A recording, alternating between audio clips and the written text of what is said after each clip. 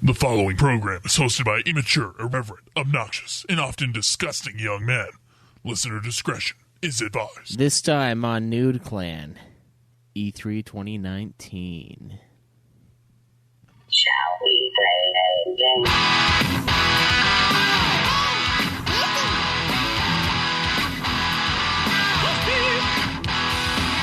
You got several things to do. You got work, kids in school. What do you do when it's all over? How do you hand something from one player to another?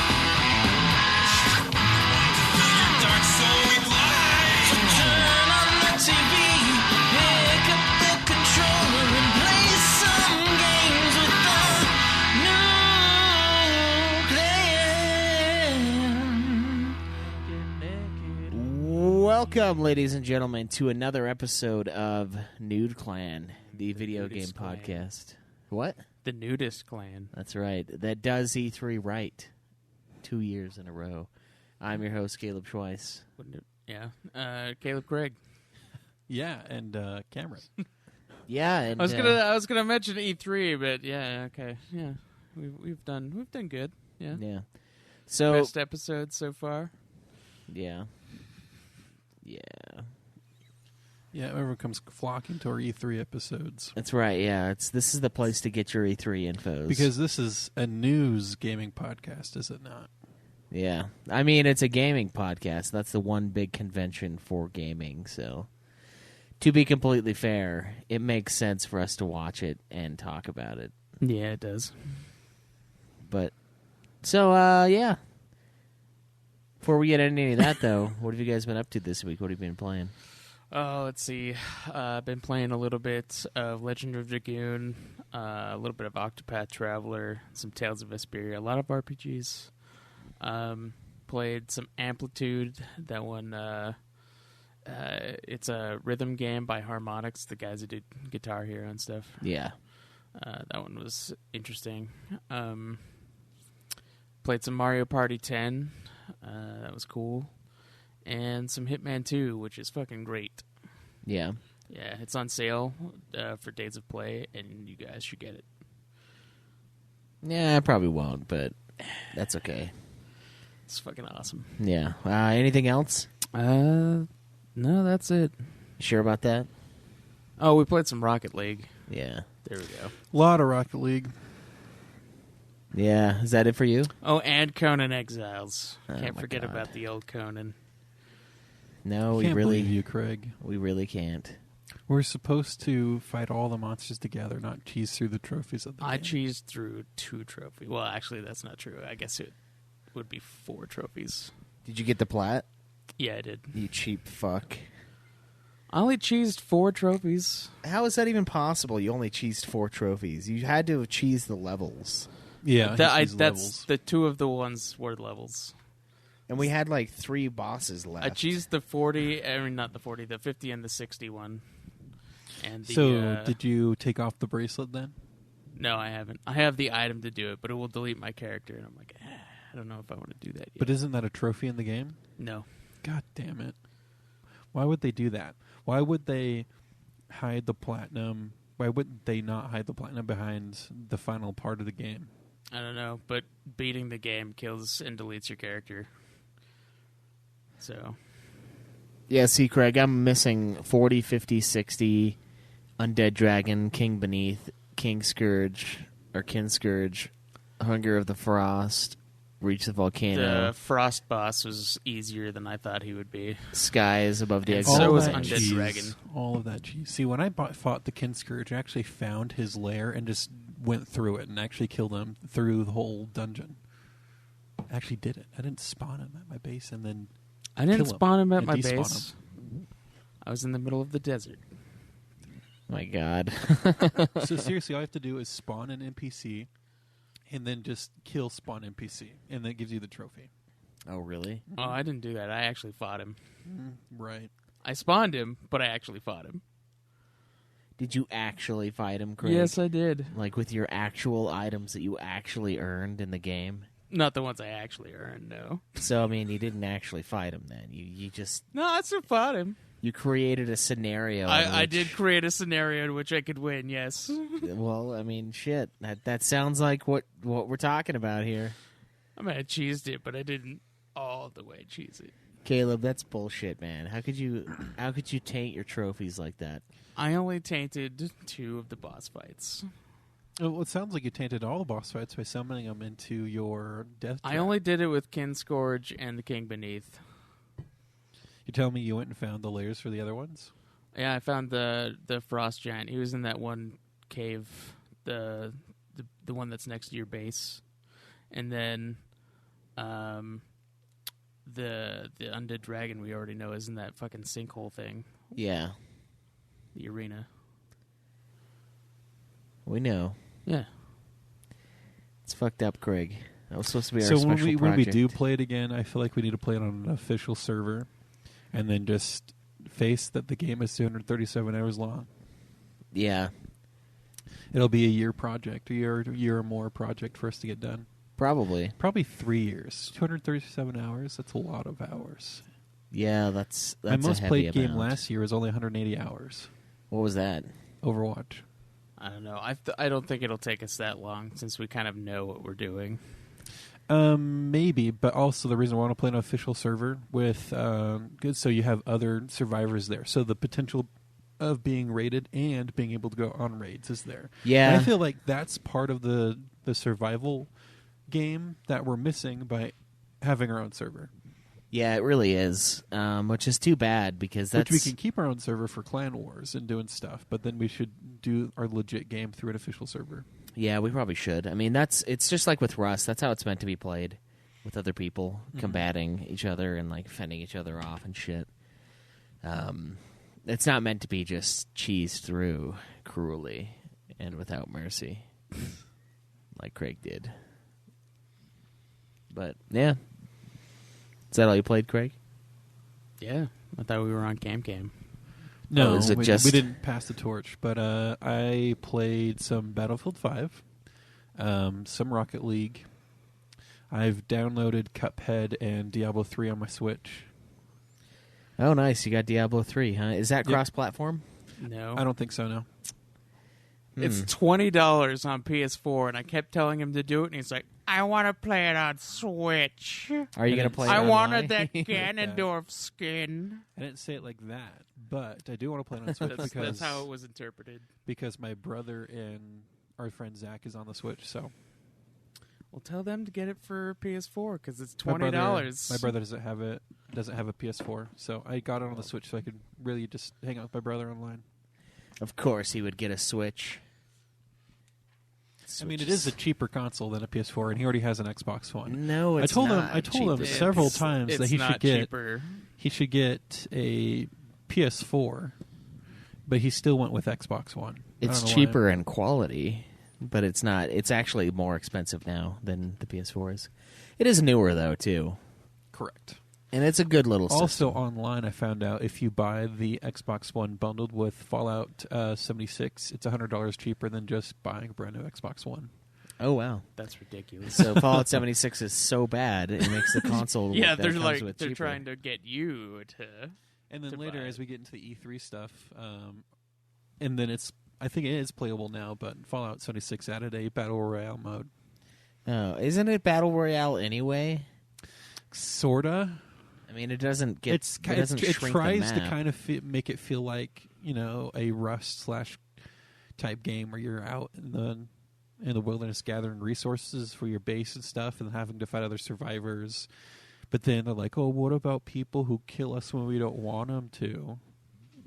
Yeah, I saw people complaining about that, and it's like, are you stupid? Like that's That's the point. It's like maybe Yeah. don't play this game if you don't like that.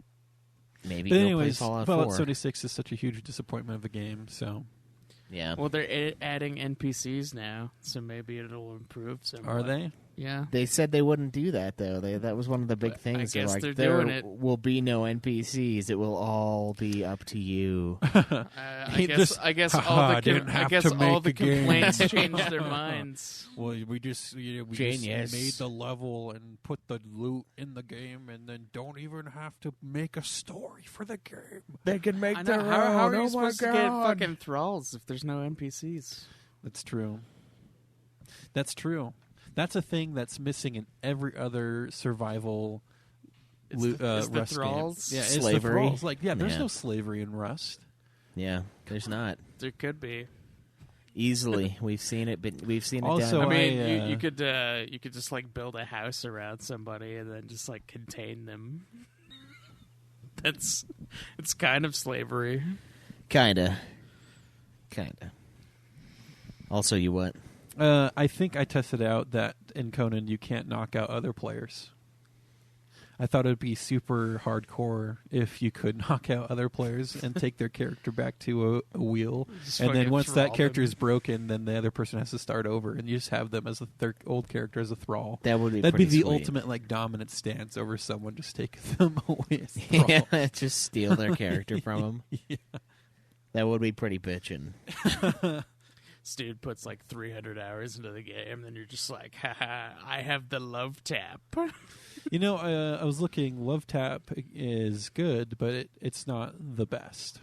How is it not the best? Because you can take a normal, if you use the resources, you can take a normal steel truncheon and put a blunt fitting on it, and it does You could just do as that much. with love tap. No, it doesn't work that way. Yeah, you Also- you can upgrade the legendary items. No, but I looked online, and you can just take a steel truncheon and put. But a why wouldn't blunt you be fitting able on to it. do the same thing with love tap? That doesn't make any You sense. I don't know. You can't put it on Love Tap. But you can. That's I like the looked whole online, fucking. That's the whole and it fucking compared. point. You Don't- can don't upgrade, argue with this. It's a weapon. You can upgrade any weapon. Don't argue with this strangely terrible yet addictive game, Craig. I'm arguing with whoever said you can't do that because you totally can. Anyways, there's a lot of new content coming to Conan as well. Oh, really? Yeah.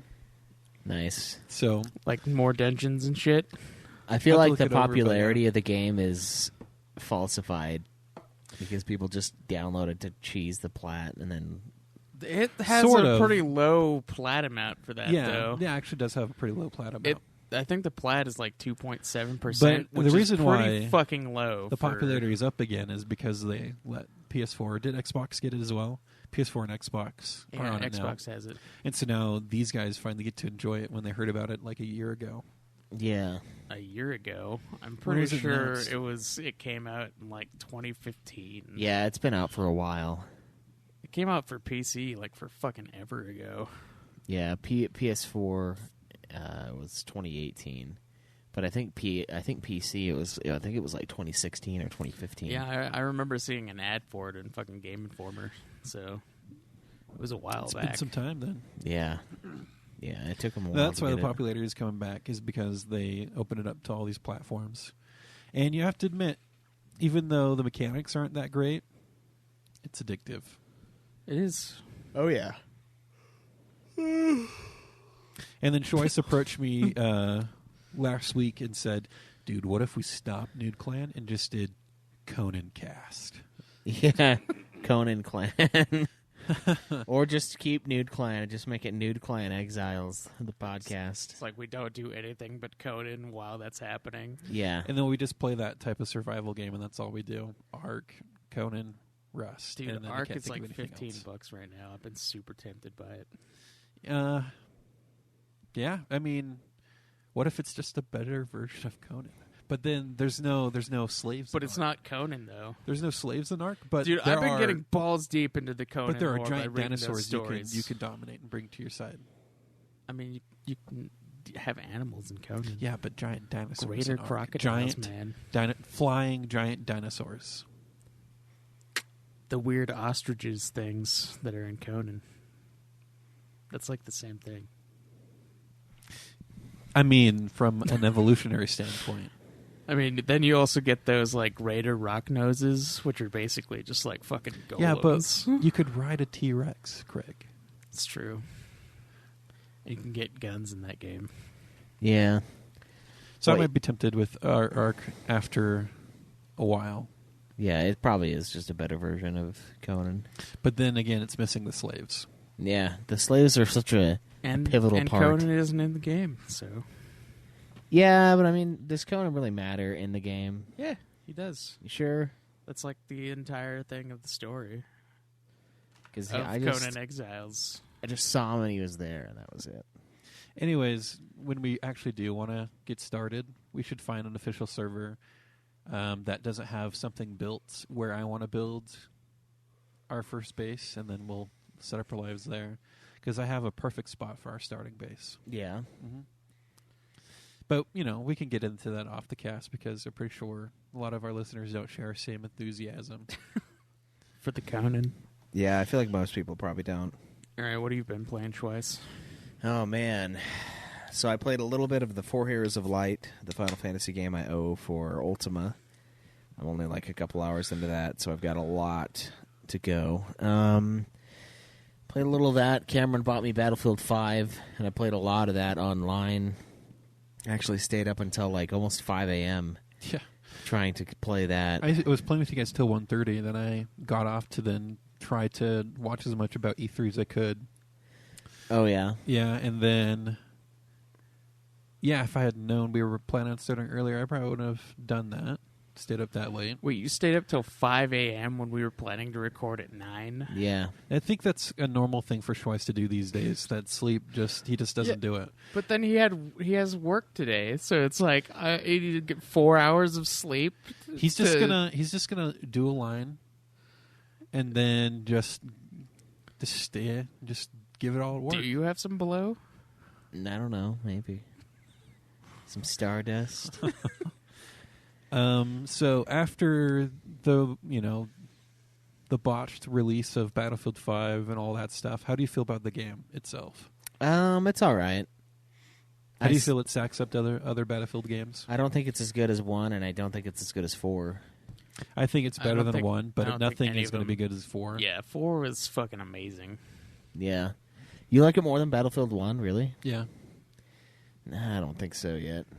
I don't know. Just though. put some time in it. Try out all the other classes, and then as soon as you start using the other classes, the way they're just using each class for which engagement it's supposed to be in, and then us actually having a squad that's working together, actually huge difference in experience. Yeah. I've been trying to get the 10 sidearm kills in one match trophy, and it's fucking destroying me, dude. I get so close. You need and then I to choke. not be... Okay, so I'll tell you how to do that. You It's need pretty to not easy. be shit.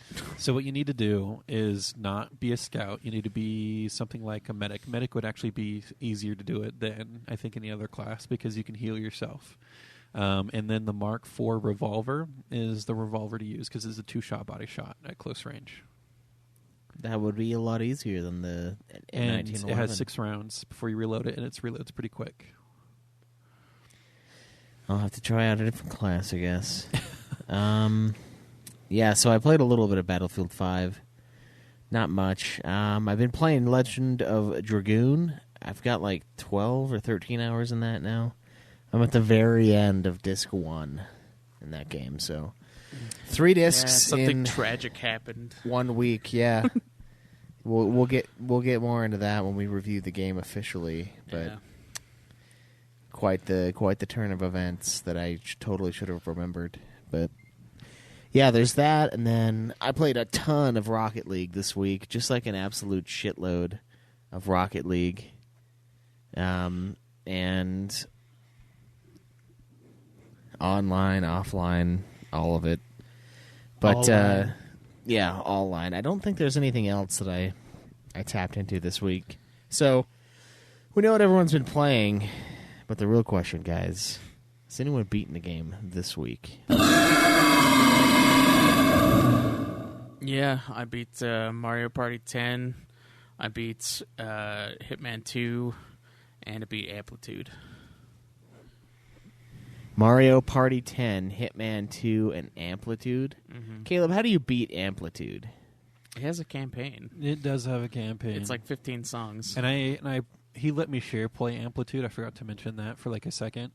Latency off of Craig's internet's real bad, so But I did get a taste. It's it's fun enough, but It was a free game. and it is a free game, and I'm just kind of sad that really just an hour gaming session can really let you beat the game if you just get a hold of it. I think Craig was also playing it on an easier mode than it can go.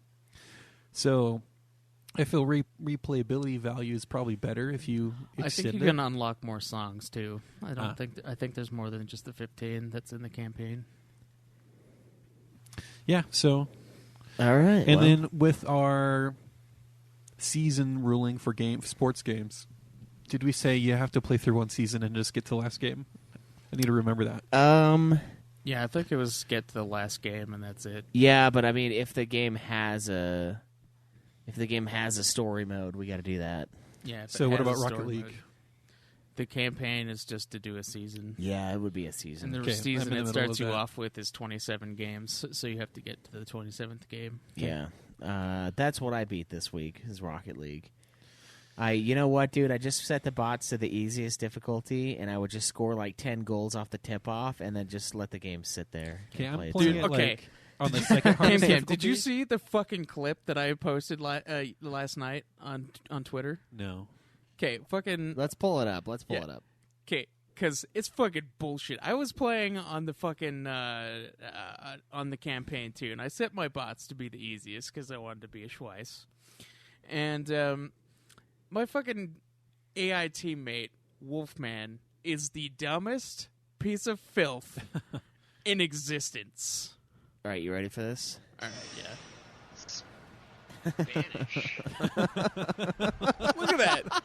That motherfucking asshole walked the ball in from the other side. I was about to score. He comes in from the right, fucking turns it around, and then just walks it back into our fucking goal.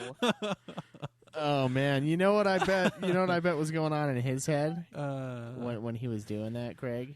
He's an AI. I was Nothing is playing- going I on was in his playing on head. The second, He just fucking walked that. I was bitch playing on the all second way. hardest difficulty, and my bot would still score me every so often. But Dude. the stupidest thing was so I figured out the formula of the bots, what they like to do when you're playing that hard of a difficulty. Your bots like to center the ball for you. So if you stay center field and let them get it out of the corners, You'll you just can usually fucking wreck. score. But if you try to go into the sides with them, it's just everyone's hitting everyone. Your bots don't care. So just stay out of their way and let them center the ball for you. And that's what they do. Dude, my fucking AI partner, they only That's added him bad. into the game because he's fucking like equal opportunity. Go to my Twitter page real fast. So last night when we were playing with the boys, Kenny Loggins,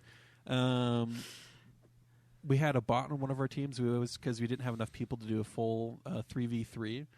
And so one of our bots was playing goalie, and this is the shot right here that I had to come save because he just drove out of the way. You see that save? Yes, dude, that's it. No, Fury, Totally no. Oh, yes, dude, that's it. No, Fury, no. Just see how he went out of the way? Like, what was he fucking doing? The bot in the corner. He's trying to ride up the wall. He was in a perfect spot to Fury, save no. it. He just drives away. And so I'm like, shit, what am I going to do here? And so I just let my reflexes take hold. And wow. Oh, That was probably the best save I've seen in this game. Just fucking nose up, just dook. Fucking I've tried that several times, and that's the first time it's worked. yeah. Yeah. And I usually just end up helping the ball in instead of... That's the problem with Rocket League. If you try to like get in there and defend, most of the time it's just so chaotic. I'm getting some talent in saving, too. So if you go down to my second video, it's not that so much longer. I have a kickoff save that turns into a double save. Yeah, right there. All And then you right. hear Craig basically suck me off in the chat. Oh yeah, when it landed directly on you, it was fucking awesome. Cam. Holy shit. Yeah, that's it. So Yeah, it was good. Well, this is the clip cast for us. It's a good thing you people could see it. Yeah. It's been a lot of fun playing Rocket League, though, for sure. But I finished it. Game's done. I feel great about it. never to pick it up again. Never to pick it up again. Yeah. No, I'll keep playing. I'll keep playing online. I was thinking about doing that, and then I decided that it's too fun. So, nothing for you, Cameron? No, unfortunately. All right, so the Nude Klein Hog is as follows. For the hosts, Caleb Craig, King Hog, 23 games beaten. I am in second place with 18. Cameron, third and last, and definitely least, 7 games on the year. So, guys, the Hog League is heating up. This is the last. So, today's episode, we're going to talk about it's the last game of the regular season, and then we go into the playoffs. So, we're going to see who gets eliminated, who stays, and who fights who to go towards the Hog champion of season 1. So, stay tuned for that later on in the episode. But for now, I guess we have an E3 question. You want to get to that? Is it is it something we should do after, or is it appropriate? I mean, I guess it doesn't matter, does it? Did you guys see the Nintendo things at all? I know Schweiss, you didn't watch it, but Cam, did you see any of it? I did see some of it.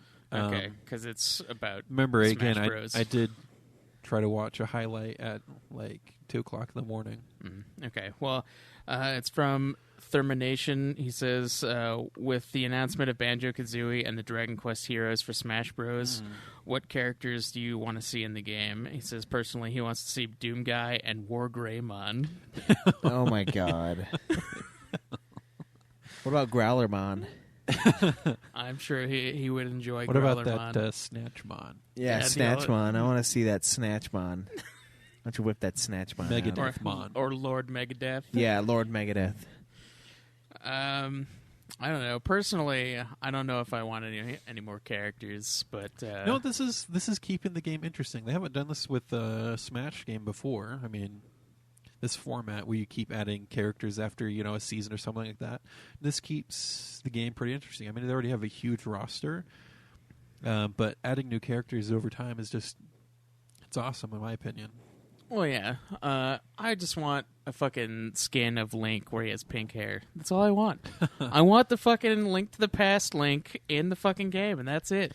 The reason why I like it is because these games you can fall into a pattern of what works every time, and then if you want to do really good and reach the best you can be, you have to fall into a meta. And so if they keep adding new characters to the game, it could potentially break that up. And so people have to come back and relearn what works. Dude, Joker from Persona 5 is already top tier. Is he? Yeah. Well, he is a loved character, so of course they had to make him BS. He's pretty broken, dude. He's fun to play as. I have not touched Super Smash in a while. Makes me sad. Yeah, I don't really like those games that much, but They're a fun party game. Yeah, they're fun I party guess, unless everyone's better than you, and then it's not very fun. I just hate the randomness of getting KO'd. I think it's stupid. Well, I mean, you can turn items off and shit. You can kind of customize the way it plays, which is cool. Yeah. Although I wish there was more game modes. Like if they had a soccer type deal, that would be kind of cool, or basketball, or whatever, like Ragdoll Kung Fu. Because they have things where you can hit a soccer ball around. So I don't know, some extra game modes involving the characters and their powers would be cool. Yeah. I don't know why I don't like it as much.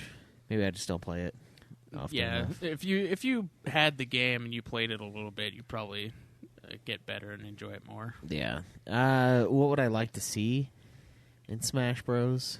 I would like to see less conglomerations of characters from the same fucking franchise. Yeah, like what?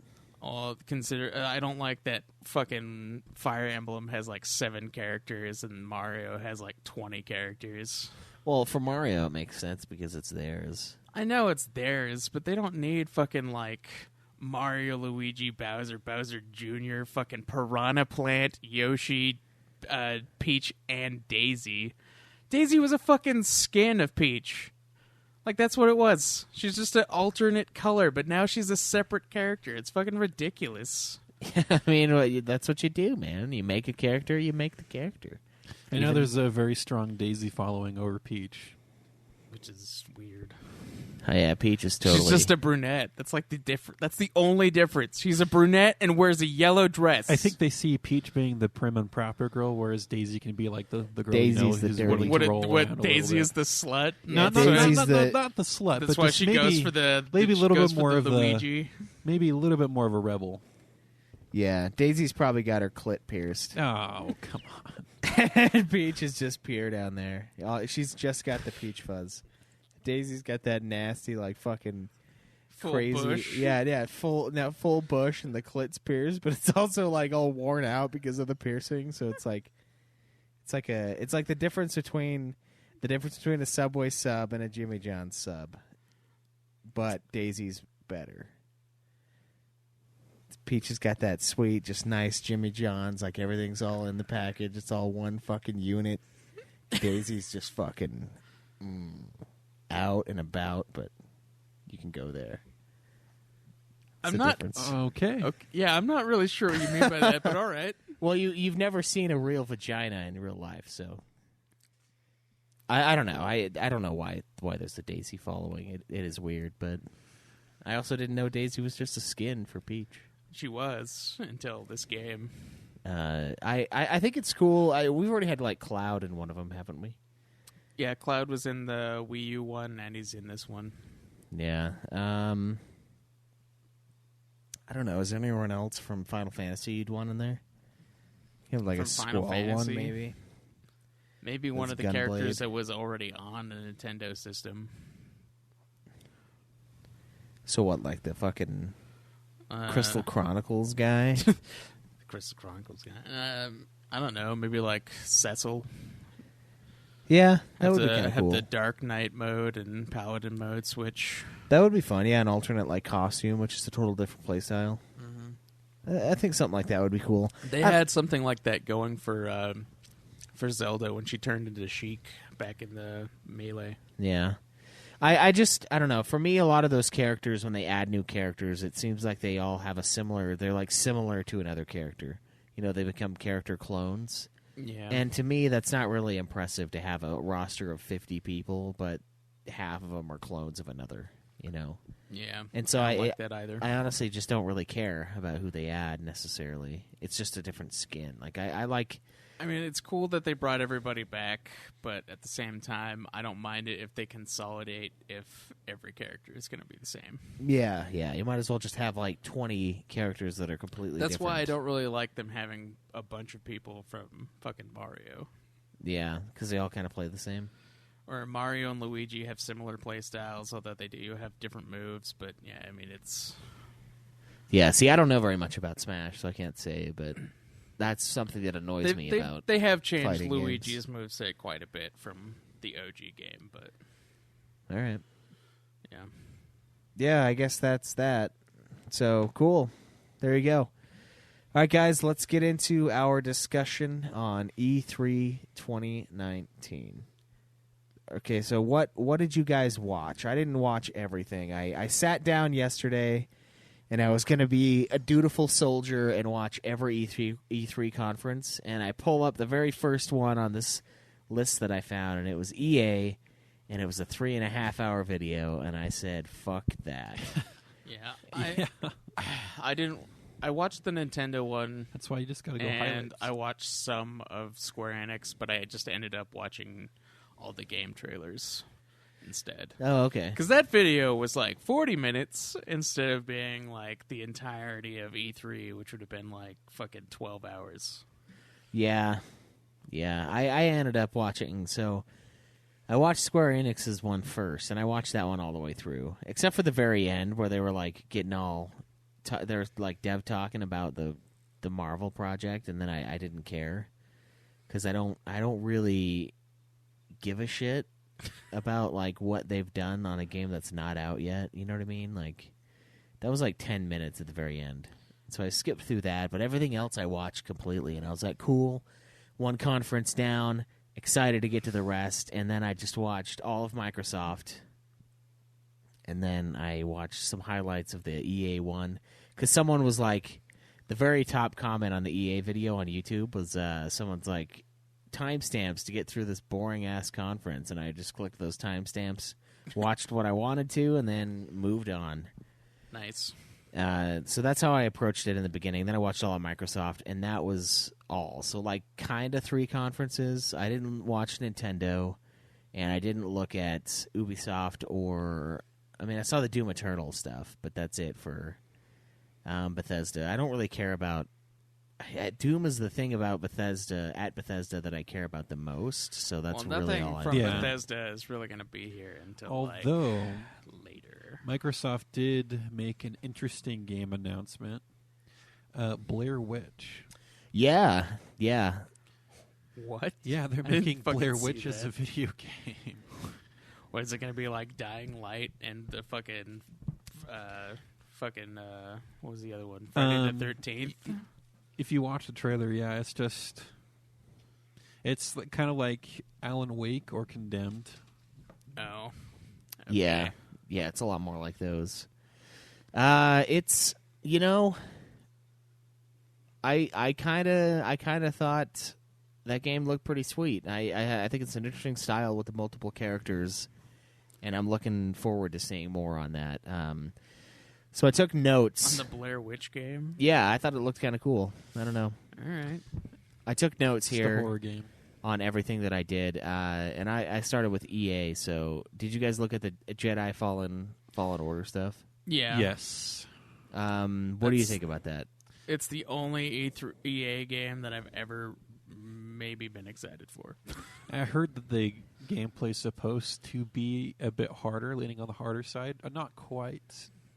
Soul. I mean, everyone's going to compare a game like this to Souls when it comes to difficulty, but I heard it does require you to be a bit more precise with your timings and stuff like that.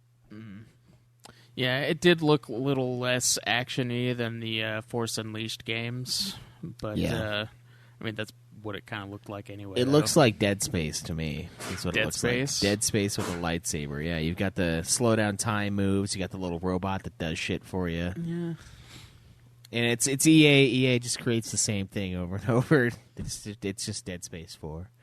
I think it looks pretty cool, though. Yeah. I do think Jedi Fallen Order. Yeah, it does look great. I do love, though, I was watching it, and he's like, oh, the Jedi are dead. And it's like, you're a Jedi trainee. And it's like, yeah, but he can wall run. Like, I've never seen a Jedi wall run before. Yeah, I feel like this guy might be the best Jedi that's ever lived. Yeah, I didn't see fucking Luke doing that shit. Yeah, and, Anakin was lucky not to fucking kill himself. Exactly, and he's the one with the most force, and you'd think that wall running would be kind of like a force and strength thing, kind of like that middle ground, which would totally be Anakin and Luke. I mean, the let's just Force think is of- basically like you Yeah. can do whatever you imagine. So this Yeah. guy must have like Maybe he just- no limits. Maybe he just had a problem that he figured out how to fix by using a wall running technique, and it just came to him one day, and then the other Jedi just didn't have that epiphany moment. Maybe that's something that dark users of the Force would probably use as a way to like get around and sneak into places. You just don't know. I mean, technically with the Force, you could just pull yourself to a wall and then just use your feet to propel let's see you. if there's that tropey moment Can of you- power where he like rips a Star Destroyer out of the sky like fucking Star Killer did. Yeah, I mean, what really is the Force? Yeah, and I mean It's they not kinda, midichlorians, I'll tell you that. It's just a force that you can use to exert on stuff. Yeah, And so really the sky's the limit with that. So I mean, wall running, not too far fetched. the ridiculous thing It sounds about like the Well, the previous old Star Wars Star- just didn't think about it. Those really old Star Wars games that were back on like PC and shit let you do like super jumps and other things like that. So nothing physical enhancement wise is off limits. yeah, it's kind of ridiculous though because you look at like the movies and Obi-Wan just like in like the second one he just gets knocked off of that platform and he falls. He just falls into the well, water. 'cause movies he's- don't really isn't- explore what the Force can Right. do. They really focus on the lightsaber fights in those games. Because or the in Force those you can't see the Force, but you can see lightsaber battles. Yeah, I guess, but he doesn't use it to like make sure he doesn't hit into a rock or anything like that. And like The books get it's like He- a lot of stuff you can do with the Force in the Oh, books. yeah, if you those read 'em. extended universe things. and the part where in episode 2 where Padme is in danger, he senses it only right after Anakin senses that something's wrong. So like it's not like he's force retarded or anything. Because there are some people that are just like Force retarded. that just are just idiots. Isn't Obi-Wan? How strong is Obi-Wan the Force compared to others? I'm not sure. Because I don't think I've he's- heard He's okay. a master though, so I would. I heard he's- he was okay, but maybe he's better at lightsabers. Yeah, he than definitely the is Force. a better fighter. Well, it I seems. know that Samuel Jackson's character was supposed to be basically useless in the Force. Yeah, and he's just a really good fighter. So he's better than Sam Jackson, Force-wise, but not as good as, like, Anakin. Oh, since we're on Star Wars, I've been wanting to say this fact for a while, but apparently the music they play in the cantina, Schweiss, that genre of music is called jizz in the Star Wars universe. What? Yeah, Why is it called jizz? because they wanted a spacey version of jazz, so it's jizz. So space jizz? Yeah, it's some space jizz. You guys want to listen to some jizz? Yeah. You know what? Thank you for that. Because every time I hear that famous Cantina song, that's what I'm gonna think about. You're just going to think about jizz? And where it goes? They're playing some sweet, sweet jizz. That's really ridiculous. Some soul jizz. Yeah, I think Jedi Fallen Order looks pretty fun, though. Yeah, it I'm does. excited to play it. Apex looks meh, I guess. I wonder what's wrong with the new hero that they have. I wonder what internal strife they have going on with their fucking chromosomes. I didn't actually see anything about an Apex release. I bet you. Here's what it is. Here's what it's going to be. She's going to be in a polyamorous relationship, but no. It's going to be a lesbian, but she identifies as a man instead. Wait, what? What are we talking about? She's Apex Heroes. yeah. It's a new. Oh. There's a new hero. How they're all non-traditional people. Yeah. I'm just trying to figure out what the new one is. Is there gonna a single straight person in that game? Be. Yeah, it's the Yes, Nazi it's, guy. No, it's The him. Nazi guy. And Mirage was supposed to be a straight guy too. Oh, okay. Yeah, Which guy? Mirage. He's the guy who can make a hollow image of himself that would run off in a direction. Which one's the dude who has the flamethrower or whatever? The poison guy. Oh, he's the German guy. Yeah, he's that- also straight. Of Flamethrower. course. I don't know. Yeah. I don't know. I haven't really seen much about that game. I just remember seeing some dude who uses like poison and shit. Yeah. And had a flamethrower. Or he's going to be. Wait, what am I trying to think of? He's going to be straight, but he's going to like to have sex with men as a woman, but he identifies as a And heterosexual Bangalore male. is, I'm pretty sure, is just normal. She's just an army. She's The just sniper army person. chick? Yeah, No, yeah, I think that's she's a assault. lesbian. Is she? Yeah, they can't I have don't you know. can't have It's too many normal ridiculous. people. You It's can't. fucking ridiculous. Yeah, yeah, I know, man. I don't really care, but I love to make fun of it. It Like, doesn't it's- matter, but it's like if you like think about it, it's like why? Why would they put this in the game? It doesn't fucking matter. I mean, with movies, they're like, we want an accurate representation of the population. But in the games, they're like, 80% of these people have sexual problems. Like, they're not normal. And it's like, that's not really a representation. Although it doesn't really fucking matter. My favorite character in the game is Bloodhunter. What is his name? Bloodhound? Bloodhound. And that's I can't remember. I think he's Gender just fluid. gender is what he fluid or is, something yeah. like that. What yeah. it is. So he identifies as they, them. Yeah. How do you Multiple. use that properly in a sentence? I'm actually curious. You don't. It doesn't work with English, but Hey, Bloodhound. That's because in our in my mind, they would always mean multiple, than just just singular. yeah. But maybe in the actual English language, it can mean either or. I Maybe. guess it can, but it still sounds weird. It does. It is odd, but I don't really care about Apex Legends that much either. It's a really good battle royale game. I mean, I haven't been back, but it just got the formula right. Yeah. And see, I don't know. I just didn't care. But I didn't play it enough, probably. And I only the played for a little studio while. that has actually Fortnite's back up where it used to be is the reason because Fortnite also does have the formula correct too, and they're constantly bringing new updates to the game when just making it more interesting, redesigning stuff, adding things, and it keeps all the kids coming back and spending their V-Bucks. Yeah. It's fucking few bucks. And then with Apex, they just went, hey, it's a great game, come play it, but we're not gonna be so intense about it. We're going to release updates when we release updates type of thing. Yeah. And so they, at the very beginning, they said, just enjoy it, and we're going to be working on other projects at the same time. Yeah. So they had FIFA. That looked fine. Battlefield 5 looks cool. There were some cool maps. Yeah, so that's why I got it for Schweiss again, because I missed his birthday, and it was on sale. When are and those maps a whole coming bunch out? of new maps. So they're going to be a few of them released here during the summer months. And then into October, there's going to be more releases. And then later down the line, they're going to add the Americans and Japanese to the game soon. They did a teaser trailer for it. It's fucking hilarious. Yeah. It's pretty cool how they're doing it. I kind of like that. I wish they wouldn't do it in like the actual years that it took. I feel like they probably wish they didn't do that. I do too, because I gave the game a long break. I just got bored of it, so I gave it a huge break. But now that they're adding new maps, it's becoming interesting again. Yeah, And new weapons, and finally adding the Americans and the Japanese to the war. yeah, man, that's a big part of the war. It's not just Europe.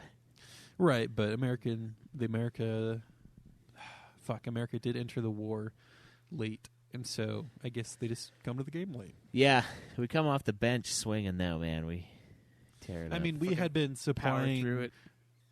weapons, tanks, and boats to the Allies long before we went to the war. It's true. This is yeah. our way to like, here's some supplies, but no, America can't dirty its hands in this war. We don't participate in wars. Yeah, and then we do. And then we got a taste of it and couldn't let go. We wanted that back-to-back World War championship. It's like it's never before has it been done. Back-to-back winners. And then we caught that itch when we got bombed by Japan. And then after that, we just got a taste for it and just became global cop. That's right. Yeah. America, Team America. Fuck yeah. World Police. Yeah, Madden looked cool. FIFA's FIFA. They're all the same. Sims 4 looks fine, I guess. Yeah, they keep adding updates to that. Honestly, Sims just seems soulless to me now. Like they were so charming before when Maxim owned them, and now that it's like no longer part of them, I just don't really care. Yeah, EA just stole their soul. That's all EA does is they suck the soul out of like everything they own. I was just thinking of a Dementor just putting his mouth over theirs. I mean, they kind of are. They're over there giving the Dementor's kiss to franchises. Yeah. They're like, we must steal your happiness. Yeah, so I have a ton of notes on Microsoft's E3 performance. So first up, the fucking world premiere thing came back again, and I thought that was the most annoying thing of last E3, where it's just like, world premiere.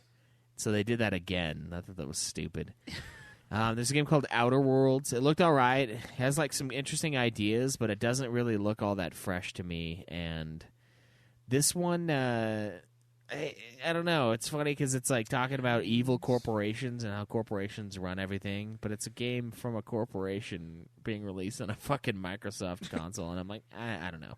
It just looks like another like standard game. It doesn't have anything fancy. Bleeding Edge. It's a new IP from Ninja Theory. It's got an interesting combat style for multiplayer games, but the multiplayer only mode might make it a miss for me. It's kind of hack and slashy as a multiplayer, which is an interesting idea, but I don't know how that's going to work in that format. And I think they're trying to make their own that Ninja Theory game. Yeah, they're trying to make their own kind of Overwatch That sort of thing. concept, it gives me a raging boner. Yeah. Yeah, if they do it right, I will love the fuck out of it. Yeah, that's the thing. It looks cool. Like, there's nothing more I love than like hack and slash, and I've wanted like that kind of multiplayer aspect in a hack and slash for forever. Yeah. So that would be awesome.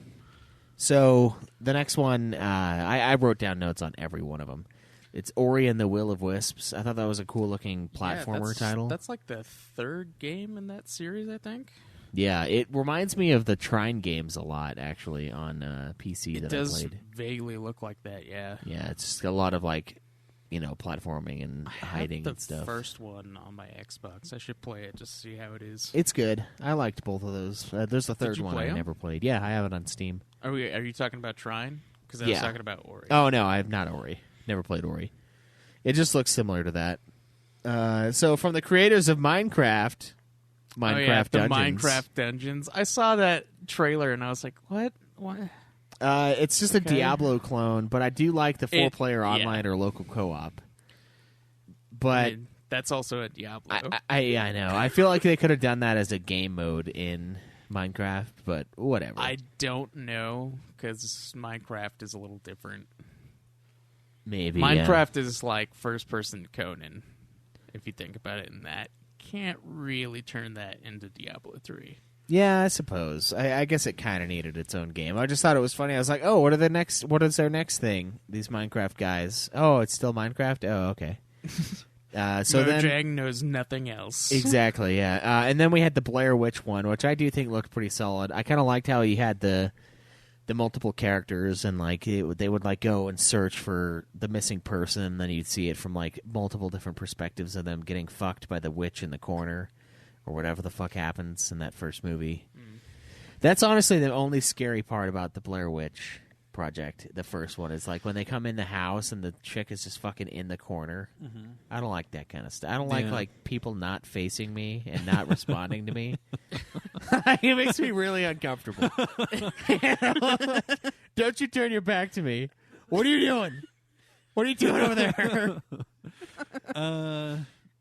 Part of what made the movie so scary is that people actually thought it was real because of the mockumentary style that they made it in. So now that we're all wise to that, I don't know if you can ever capture the same raw scare horror that they had. Yeah, I mean, the only thing that's come close is the what was that other found footage movie thing? It was the one in the house. Activity? Yeah, Paranormal Activity. Yeah, it was they've also done 7 of those now. So Yeah, but now I'm more of, when I see stuff like that, I just feel like I'm just watching some college kid's film he made with friends. Yeah. there was a movie that Joe and I watched that was one of those found footage things of a what was it? It was a cult thing. It was the conspiracy theory movie. It was really dumb. Oh, I think I know what you're talking about. I think we watched that. Yeah. It was stupid. Yeah. If it's the one I'm thinking of. And they had the handshakes and stuff, and they Yeah, they had this homeless guy that was putting everything together, and then he disappeared, and they're like, oh. Yeah. That was a found footage mockumentary thing too. Yeah, It's it was. the reactions of people, they always overreact to everything. Oh yeah, and that's what makes it real fucking just I can't handle it. It's they don't know how a human would act in that situation. Why can't they just be stoic and just stand there and not comment on anything? I think they just be silent that film would the whole weirdly be more believable to me. Yeah, they see the chick in the corner and they just put their arm out to the side on their waist and they just wait for that bitch to turn around, and then they escape with their lives. Wow, you didn't freak out. Good job. You have passed the trial of the witch. Then he's starts playing with fire on his hand. It's I don't feel anything anymore. Yeah. I don't feel my hands. So that looked kind of cool. And then right after that was Cyberpunk 2077, which is the game looks fucking awesome. The trailer looks awesome at the very least. Fucking A, dude. That trailer was so fucking good. And then Keanu Reeves comes out and is so fucking awesome as well. And the game comes out April 16th, 2020, which is fucking sweet. I will say, what they showed of the gameplay, it's first person. Yeah, it's supposed to be a first-person shooter thing, which is weird for CD Projekt Red. But yeah, I don't know. It's a new thing that they're doing. I mean, it's their own game, so yeah. Although it does really look like Deus Ex. Oh yeah. Although Deus Ex is fucking awesome, so yeah, Deus Ex is pretty cool. It's very similar to that though, with the body modifications and stuff like that. Yeah, I wonder if it will have similar mechanics. Maybe. Probably won't be a stealth game though. Yeah, definitely not. Not that I played it as a stealth game for Deus Ex, but you're supposed to. Yeah. After brutally slaughtering everyone, there I is a would trophy find- for going through that entire game without killing someone. Yeah, there were plenty of times I saw like secret paths after I took the path of most resistance. I was like, oh, that would have been fun. The path of most resistance. Yeah, I was like, oh, I could have walked past those 20 guys instead of brutally slaughtering them. Oh, yeah, if I took the the breathing one, I could have gone through this gas. Do you think that this game is just going to be a really good dystopian future style game, or do you feel like it's going to bring anything new to the table? I don't know. Because I don't want to overhype it and get overexcited for it and then be let down by it, because I do want to enjoy this game. Yeah, this is one of the ones I'm looking forward to the most from the C3, I would say. From what I've seen of the trailer, it doesn't really look like they have the same kind of what it means to be human type deal that Deus Ex goes for. So I'm wondering if it's just like emotional thing. I'm wondering if it's more like gang wars but with robotics. Yeah. Just cool synthwave visuals. Yeah. Yeah, I'm excited for it. I think it looks really cool. I do think the trailer looks better than the gameplay that they showed, but they only showed like a few seconds of gameplay. Yeah. Which I was like, I don't know. We'll see. Up there for me. Spiritfarer, cool looking indie game. Not really sure what the fuck it's about, but whatever. They have a Battletoads, which looks cool. The Battletoads remake thing. Yeah. It's not really my type of game, though. I mean, I played a couple side-scroller beat-em-ups, but I don't know. If you're into that, that's exactly what it is. And then they had RPG Time, Legend of Right, which I wrote down as the most indiest of indie games to have ever indied. It's like the one that's fucking, it's all written on paper, like the map, or the game is like hand-drawn, as if it's on like 8x8 sheet of paper, and I'm like, God, this fucking oozes. What is it, like on college ruled paper? Yeah, I think so, yeah. It looks, dude, I was like, God, this thing, like, has a twat knot. Like, basically, like, this fucking game has a twat knot. It looks cool, but I'm like, God, it's probably so annoying. Just so fucking indie-fied. Just, it only eats, like, it's a vegan with a twat knot that only listens to, like, fucking, I don't know. The new age indie music. Yeah, new age indie music and, like, folk rock. Super irritating, like, fucking... shit, what is that band? The folk rock band that got super huge like a little while ago. I don't know. What you know? Yeah, Mumford and Sons. Yeah, they exclusively listen to Mumford and Sons while they drink their cold brew coffee. Like, Jesus Christ. It looks cool though, but my God. It's like a competition to see who can make it look the most indie, and that one is dominating that competition right now. So next they talked about Xbox Game Pass, which is pretty fucking awesome.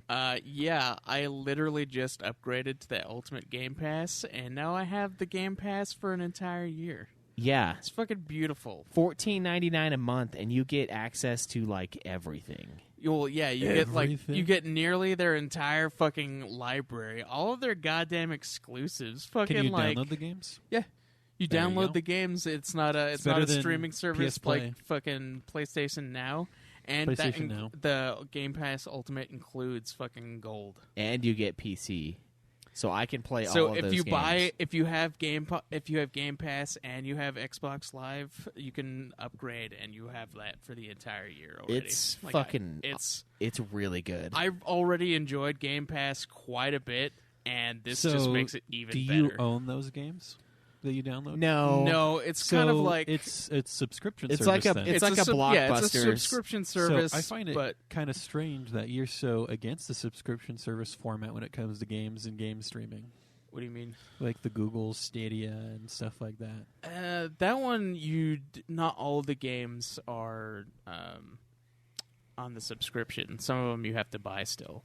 And if you're gonna fucking buy the Stadia, why would you fucking buy a game for the Stadia when you could just get it for your console? You're not buying a game for the Well, Stadia. it would You're be- Well, just that you would be deciding- though. That's what it is. No. Like some of the games No. you have to actually Correct. purchase. What the Stadia does separately. is it takes any game that you'd ever want to play, and you play it and on you that. just stream it on that. Yes, That's- I know, but they said that some of the games will not be part of the subscription. You have to buy them separately for the Stadia service. Yeah, no, you have to show me where it says that. If that's the case, then I can see why you'd be The only bothered. reason But I don't like the Stadia is the streaming. Is what I don't Stadia, the thing you have to take into consideration is that Stadia wants you to only have Stadia. And if that's the case, then that's fine. Because when you make a new console, you're not concerned with, people buying. You want everyone to buy all the games that are on all the consoles on your console. Yeah.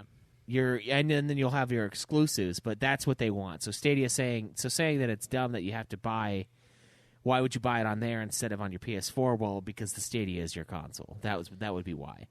Why you would make it your console, I don't know. Yeah, it would have to But- have a fucking massive exclusive library in order to make that a thing. Or just a huge library like Steam has. Like that's why well, Steam even is if so it has cool. a large library, if those games are all games that you get on your PS4, like why would you do it? No, Stadia is going to have. You can play anything on Steam. You can play anything on Steam. It's basically all it is now you own a device that can stream games on a computer that you don't own. Yeah. It's basically having a PC that you rent in another location. That's what Stadia is about.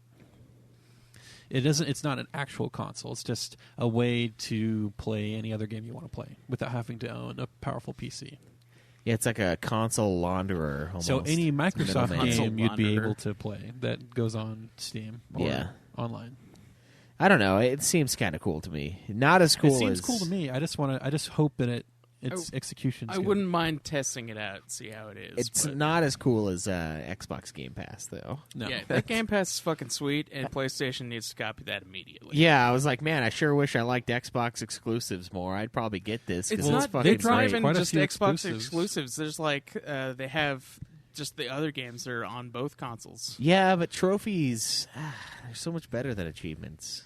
I mean, I agree. What'd you but feel at about the same the time? Skywalker saga, Lego Star Wars? Oh, I got that down here. It's kind of cool. I mean, it's kind of shitty for everyone that bought all the other ones because it's like this is the ultimate version of this, and it's like, fuck. Yeah, but you just have the one game and have all the movies in it. Yeah, that's Every pretty single cool. one. And I have the Jurassic World one that has all the Jurassic Park ones in it. It's like the first 3 movies and then the first Jurassic World, and that's pretty fun because they're like the campaigns on those are pretty short, So one movie is only like a couple hours, or not even. It's like a couple hours. Did you see anything of the Age of Empire Definitive Edition? Oh fuck yeah, I did. I saw all of the things on this on Microsoft. How'd you feel about that?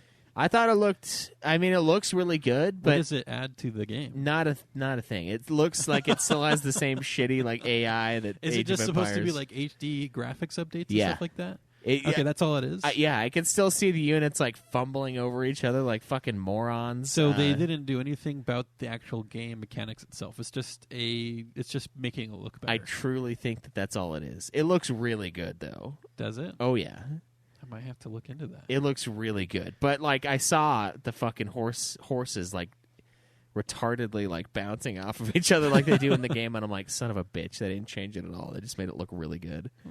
Because like I don't know, man, Age of Empires 2 is so fun, but fuck, Yeah. dude, the AI is like so inept. It's an old game. Half of the time, you've seen it, right? Yeah, Like, I they just played like it. fucking roll over each other, and I'm like, what are you doing? Like, there's people to kill, man, and you guys are just fucking like getting stuck on each other. Like, move, figure your shit out. God, I am God in this game. I don't have time to help these villagers that got fucking. They're like facing each other, holding a huge slab of meat, and they're stuck. Like, I don't have time for that shit. Are you going to upgrade to it? I might. It looks cool. It The looks question pretty is, nice. if you have the normal version, can you play with someone playing on the definitive version, or does every party need the definitive version? They didn't say Right there. so. User first for most games. Stores are open just sold at their usual retail prices. So you do own the game, though. Yeah, you'll be buying the games On your Steam and account. then they also have the ability to, or I guess any publisher can have their own subscription price if they want. Yeah, Yeah. nice. So that's that the means you're only going to have way- multiple subscriptions to play that Okay, so we- publisher's specific right. game library. I understand, even though I don't like it, I understand that. Because we saw what happened with MoviePass. If they let each theater chain charge so its it's own it's price, not going to be a Netflix thing. then You it have to wouldn't have- actually buy the game or subscribe to a specific publisher. That's Yeah. lame. But that's the only way to get all the publishers to work together. Yeah, pretty much. Well, not as excited for it. Yeah, we should probably get one though for the show. For the show, I know. And I showed you that we could get one for cheaper, too, that Google sent me a thing to go get it for cheaper if we wanted to do that. We might have to. I saw Microsoft's Flight Sim, and I thought that looked cool. I really love sim games, and I love flight sims. Honestly, I haven't played one for a really long time. See, whenever I want to play a sim game like that, I actually want to have the full fucking sim. Yeah, like the little joystick. My uncle had No, that. not just the joystick, but the fucking hydraulic machine that you Oh, jump like the into fucking and- actual simulator, like a flight school. That would be fucking awesome. The joystick is just the gateway drug. Yeah, we're talking until you drop $20,000 on a fucking actual flight sim. in a rig. All right, then we got to get like an actual fucking simulation rig for Rocket League. Oh God. No, God, no. You start fucking like spinning around. No, just fucking put yourself in the dryer and put it on tumble dry. Every time you score a goal, you've got to like grab your barf bag. Like, oh God, I'm close to it. There's no. No, but then get like a sim machine like that. So this is what I was saying. I want to get like an old car body, like a cool like Mustang car body. That of course the car doesn't work. So you just have the car body set up with your sim inside. You replace the windshield with the screen, and same thing with all the windows. You don't need to do anything about the rear view mirror. You just have to have your rear view. I mean, you could thing have as a your- rear view mirror like reflecting the back screen. No, the rear view mirror is a screen. You don't need to reflect. Another screen. Yeah, and so you feel like you're in a car and you're driving in what feels like a car, but then of course hydraulics too to give you the entire feeling. Yeah. Oh man, and then you Racing. can get like the Grand Theft Auto expansion bay where like you pick up a hooker and like the the car just gives you a blowjob, and then you kick it out. And then you back up and run it over. If I ever got more than $1 million, I'd totally drop a chunk of change on something like that. Yeah. Except for when you open up the door, it's like the 2B robot that Elon Musk wants to make, and then you just get fucked by the 2B man. robot. No, That's paradise right there. don't Yeah. stick your hand in. Yeah. Might lose a few fingers. All the gears. It's some things. But then, dude, can you just imagine how cool that would be to actually be in a rig? You have your gearbox and everything, and then just it would feel so good and so cool. Yeah, and then That you 2B can just robot would feel so good. probably And cool. Yeah, they got that cool setting. Cool heat. Just want that. 2B Although I sex prefer robot the touch, yeah. A2. Oh, Do okay. you? Yeah. A little more weather. For a second there, it took me a second to remember all the fucking neuro. Thought it was Wait, the you thought I was names? talking about 9S? Yeah, Like, what, you mean the little boy? you saw how wide my eyes got there, right? Yeah, I was like, Yeah. I've made that mistake, too. Hmm. Somebody also said that to me in the past, and I was like, wait a minute. Oh, wait, no, that was not I thought the you were going to case. say you made that mistake by letting people know about your 9S. Yeah, fetish. Yeah. No, so that's cool. Wasteland 3, I thought that looked okay. So Xbox Studios bought Double Fine, the Yeah, guys who I saw made Psychonauts, I think Grim Fandango, right? And yeah, a bunch I of think so, yeah.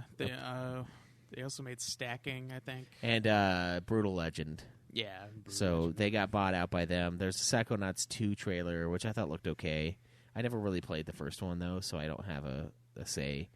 The Dragon Ball Z thing, that looked pretty cool. They've got like a Dragon Ball Z RPG. Oh, Kakarot? Yeah, that one looks that fucking looked- sweet. The trailer was like fucking amazing for that.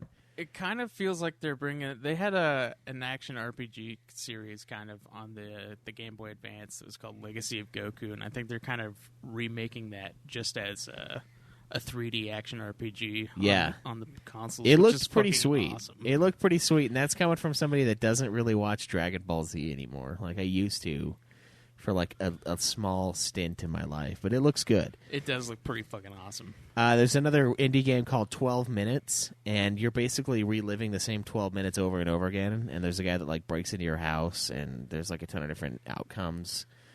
I thought it looked kind of cool. Groundhog 12 minutes. It's like Groundhog's 12-minute frame instead of the whole day. You get 12 minutes. It's kind of a cool concept. Do anything in 12 minutes. Yeah. There's another one called Way to the Woods, which is a cool little indie with like a deer and the deer's kid, and they're like trying to get to the woods. I don't know.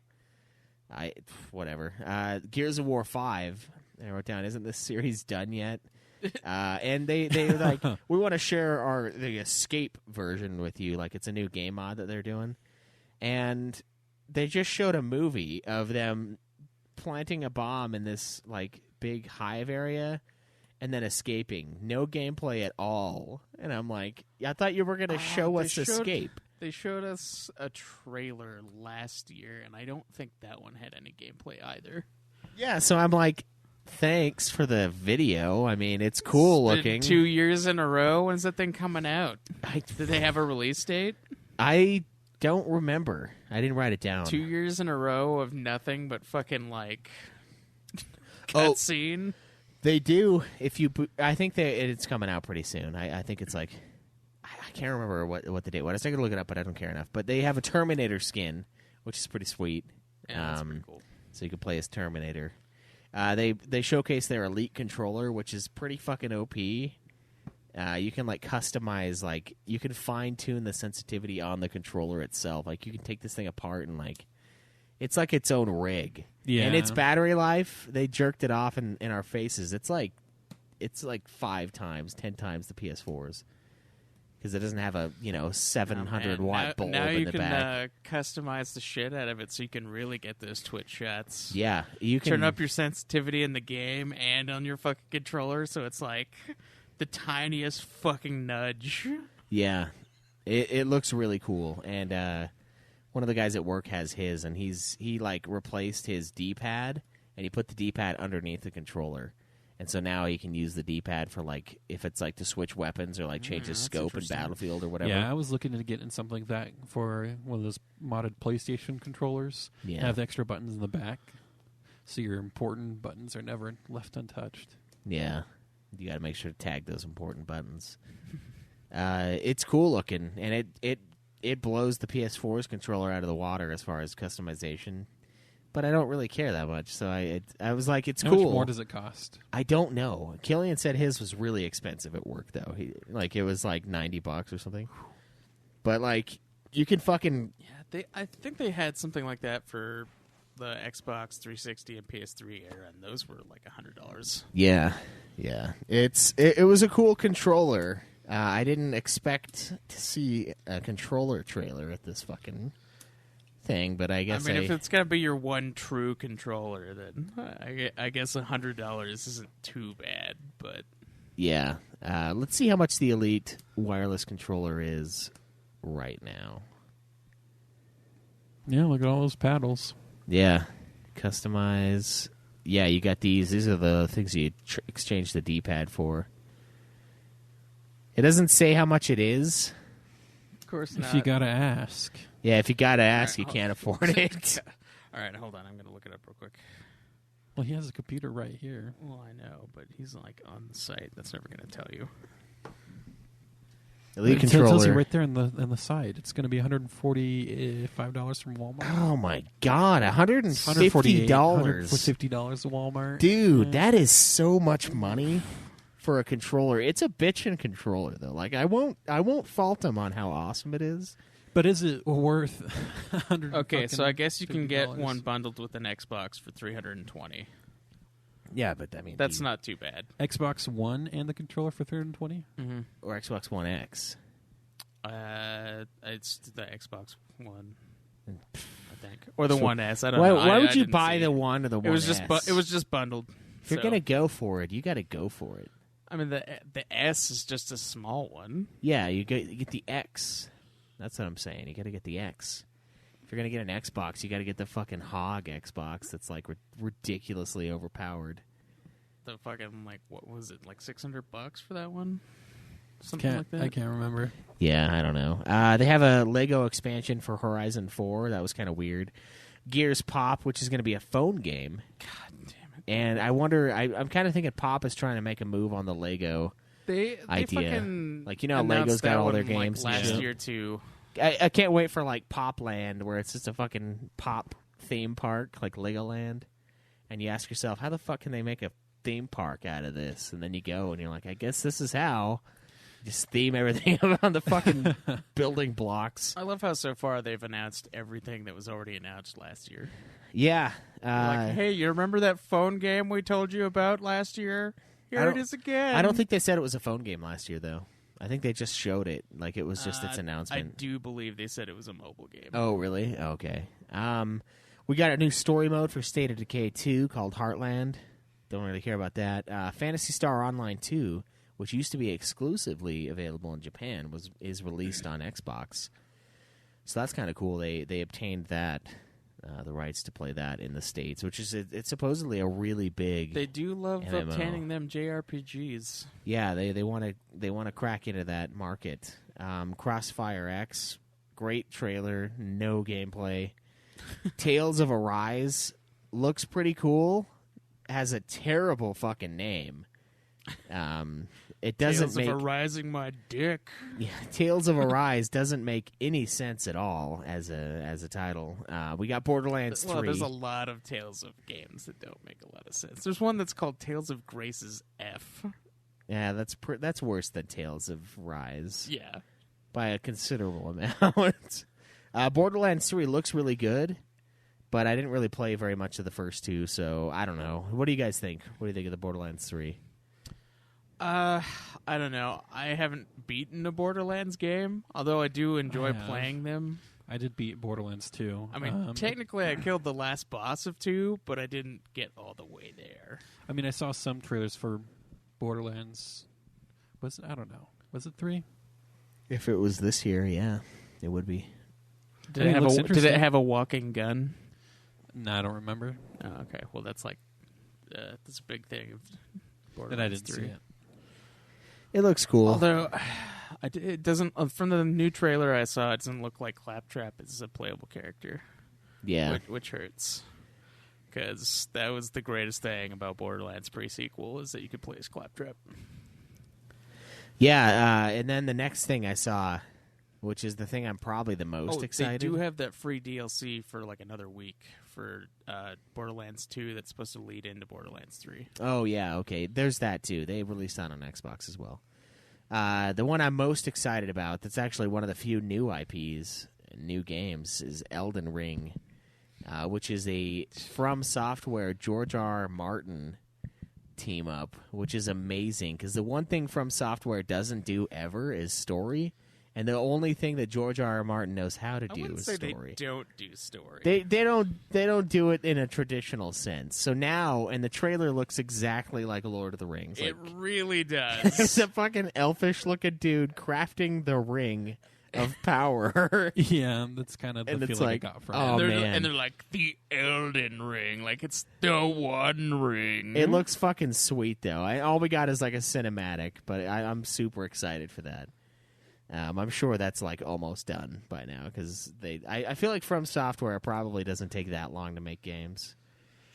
But I don't know. I was really hoping they'd announce Armored Core 6. Really? Yeah. You wanted that to be their fucking big thing? I want them to actually have a high quality fucking Armored Core game. Yeah, that's a Armored Core. It does do mech battles the best. that's an oxymoron, Craig. You're asking for something they can't do. Yes, they can. I believe in them. I believe in Miyazaki, man. I believe he can do it. I was super into that. That's a definite yes for me, though. The Elden Ring looks sweet. I mean, man, I still need to finally beat All of fucking them. Dark Souls 2 and then go on to Sekiro. I know, because Sekiro is supposed to be awesome. Everyone that's talked about it says it's amazing. And, like, we're just sitting here not playing it. Yeah, that wonder why. Sekiro is like $47 on PSN right now. That's still kind of a lot, but Yeah. I mean, if we're gonna wait, I mean, we should wait a it did little just longer. come out, so having like $13 off isn't too bad. Yeah, that's true. That's true. The last thing they closed with some bullshit messages that I skipped because I'm like, all right, shut up, Microsoft. And then we got Halo Infinite, which is a sweet trailer. Yeah, that was a pretty awesome trailer, but like at the beginning of it, I was like, "Oh, what is this?" Like it was like Xbox exclusive, and then it was like, what? What is this? Yeah, you're like, wow, this is different. This is cool looking. It's like finally an Xbox exclusive that isn't Halo. That's and funny. then it was Halo. That's funny because the thing they said, the thing that the guy just got done fucking your girlfriend, and like he answers the door for you at your own house. Whatever his name is. He's like, you can't have an E3 without Halo. So he spoiled that it was Halo for me, but you had no idea. So the whole time I was like, when's it going to turn into Halo? And then, like, he just, the guy, it's like this really cool cinematic. The guy's separate from his family, like, he hasn't seen everybody in years. And then he, like, he's wipes like, the screen on the ship. and then Master Chief is just floating there. And floating I was in like, space. Okay. Yeah, I So- guess it's Halo. Do we have any idea what the story's going to be about? I guess they lost Halo. Yeah, everything Master is Chief has destroyed. been, like, he's been floating in space for a while, I guess. Yeah, he basically did a George Clooney in Gravity, but he survived it. But he's still alive? Yeah. How long has he been floating there? I It don't seems know. like it it's it been didn't some say, time. but yeah, it seems like it's been a while. I mean, can his suit cryo freeze him? Like, does it? I does think the suit that's have what that it said. technology? pretty it much did did. say something that it was preserving him, but it was nearly dead. Or Yeah. His suit was nearly dead or something like that. What can that suit not do? Well, he had to, like, recharge the suit with power from his ship. Yeah, the guy who saved him. I just wrote, sweet trailer. Too bad the creators have nothing to do with the series now. I wonder how they feel about how it's gone, like Bungie. I wonder what they're... Did they decide to go back to any of like the roots of the original game after their? You know, I don't know. I don't know. I never played 5, so... Yeah, was 4 even I Bungie? think No, 4 no, was not. 4 was the first one that Bungie's last one was 343 did. Reach, of course. Was Reach? And 4 was really Call of Duty-esque from what I played of online. Well, Reach was kind of Call of Duty-ish, too. Yeah, It but kind of 4 blended it a even little more bit. so. Yeah. That was the last one I played, too. I think I played a little ODST, but I feel like that one came first. I played ODST, which was kind of cool. Yeah. Different look. You're just a an orbital drop shock trooper, and not just Not just Master the Chief. OPest person ever. Wait, which one? ODST? ODST. Yeah, I enjoyed ODST. Yeah. That was it for... That Horde mode was pretty fun. That was it for Microsoft's showcase. I thought it was a pretty good show. I don't know. Jake was telling me that Microsoft's was trash, and I was like, I don't think so. I mean, a lot of it's stuff that's not exclusive to them. Yeah, a That's lot fine. of it was Microsoft stuff that was had already a ton announced. of but- exclusives that they were coming with. They do. It's a lot of indies. So they said they're announcing 60 exclusive games, and then they had a part where it was like flashing a bunch of indies, and I was like, oh, these are totally part of that. Yeah, yeah. And a lot They- of it's they available day acquired- one. Like with the Game Pass, Gears 5, day one. Halo, day one. It's like this Game Pass thing is fucking sweet, yeah. dude. Game Pass became way better, and I fucking love that. They're like, fuck it, we're losing. Let's just make this amazing. Like, I can't believe that they like give away that for a year. Like, I don't even need the free games they give out for gold. Now I just have their entire fucking catalog. Yeah. Fuck gold now. Yeah, it's pretty awesome. But yeah, a lot of exclusive indies is what it is, which is, I don't know, kind of how things have been going. There's a lot of indie games coming out. Yeah, I love how they keep acquiring new fucking studios, but then they're like, yeah, those games are coming out for PS4 as well. And Yeah. Switch. Yeah. I mean, it's a lot of money to lose out on. It is, and I guess I heard a The- rumor saying that they want to bring Halo to PS4. PS4. Which I was like, okay. that's kind of weird. It's just, a lot of times if you have awesome exclusives, it's also a console seller. And I don't think indies by themselves are ever a console seller. Oh, So that's why they're frickin' definitely gonna- Halo and Gears aren't console sellers. Not anymore, which is why they want them to go to PS4 so they can reap in And more sales. they're doing that Fable 4, but I haven't really heard anything about it, and they didn't announce anything for E3, which is weird. Yeah. Yeah. So if they have an awesome exclusive, a lot of hype around it, it can sell a console. If you no longer have those console selling games, you just have really good games people are going to want to buy and play, then you just open it up to whomever would And that take is it. the best way to make money, but you're fucking yourself in the foot with the console sales. Fucking yourself in the foot, huh? Yeah. Have you? You foot guy, Craig? Yeah. No, You foot guy, bro? It's like that guy from Boondock Saints who always like mixes up the sayings. Phrases. Yeah. All right. So, did you guys? Anybody watch Ubisoft? No, I didn't watch anything from Ubisoft. Yeah, same. No. Although I assume it's just like, hey, check out our past Assassin's Creed stuff. Or like, I know there's another Just Dance. There has to be. So, Yeah. Just Dance 2020 released on the Game Boy Color. Nice. It's coming out for Wii. It's an exclusive. Yeah, exclusively for the Wii. I did hear a lot about it. So, Ghost Recon Breakpoint. Is that a new game or is it a DLC for Wildlands? I'm pretty sure.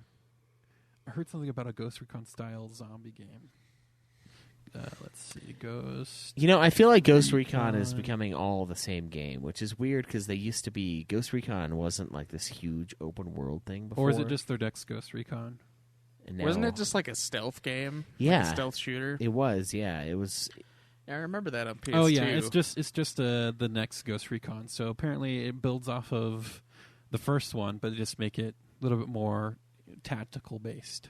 So you have to be a little more careful about your insertions and fighting against drones and stuff like that. Nice. All right. So it looks good to me because I like the first Ghost Recon. I mean, I've never just sat down and slogged through the whole game to actually beat it yet. Well, you mean Wildlands? Because Wildlands isn't technically the first.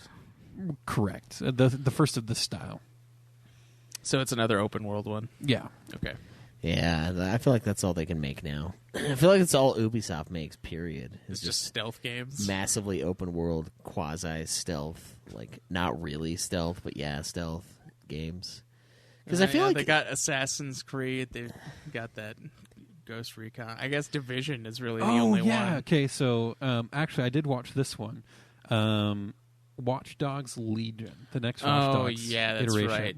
So Watch Dogs 2, I heard, was really good. People liked it, but then this one just steps it up where you actually go recruit people to your side. And you can play as those people.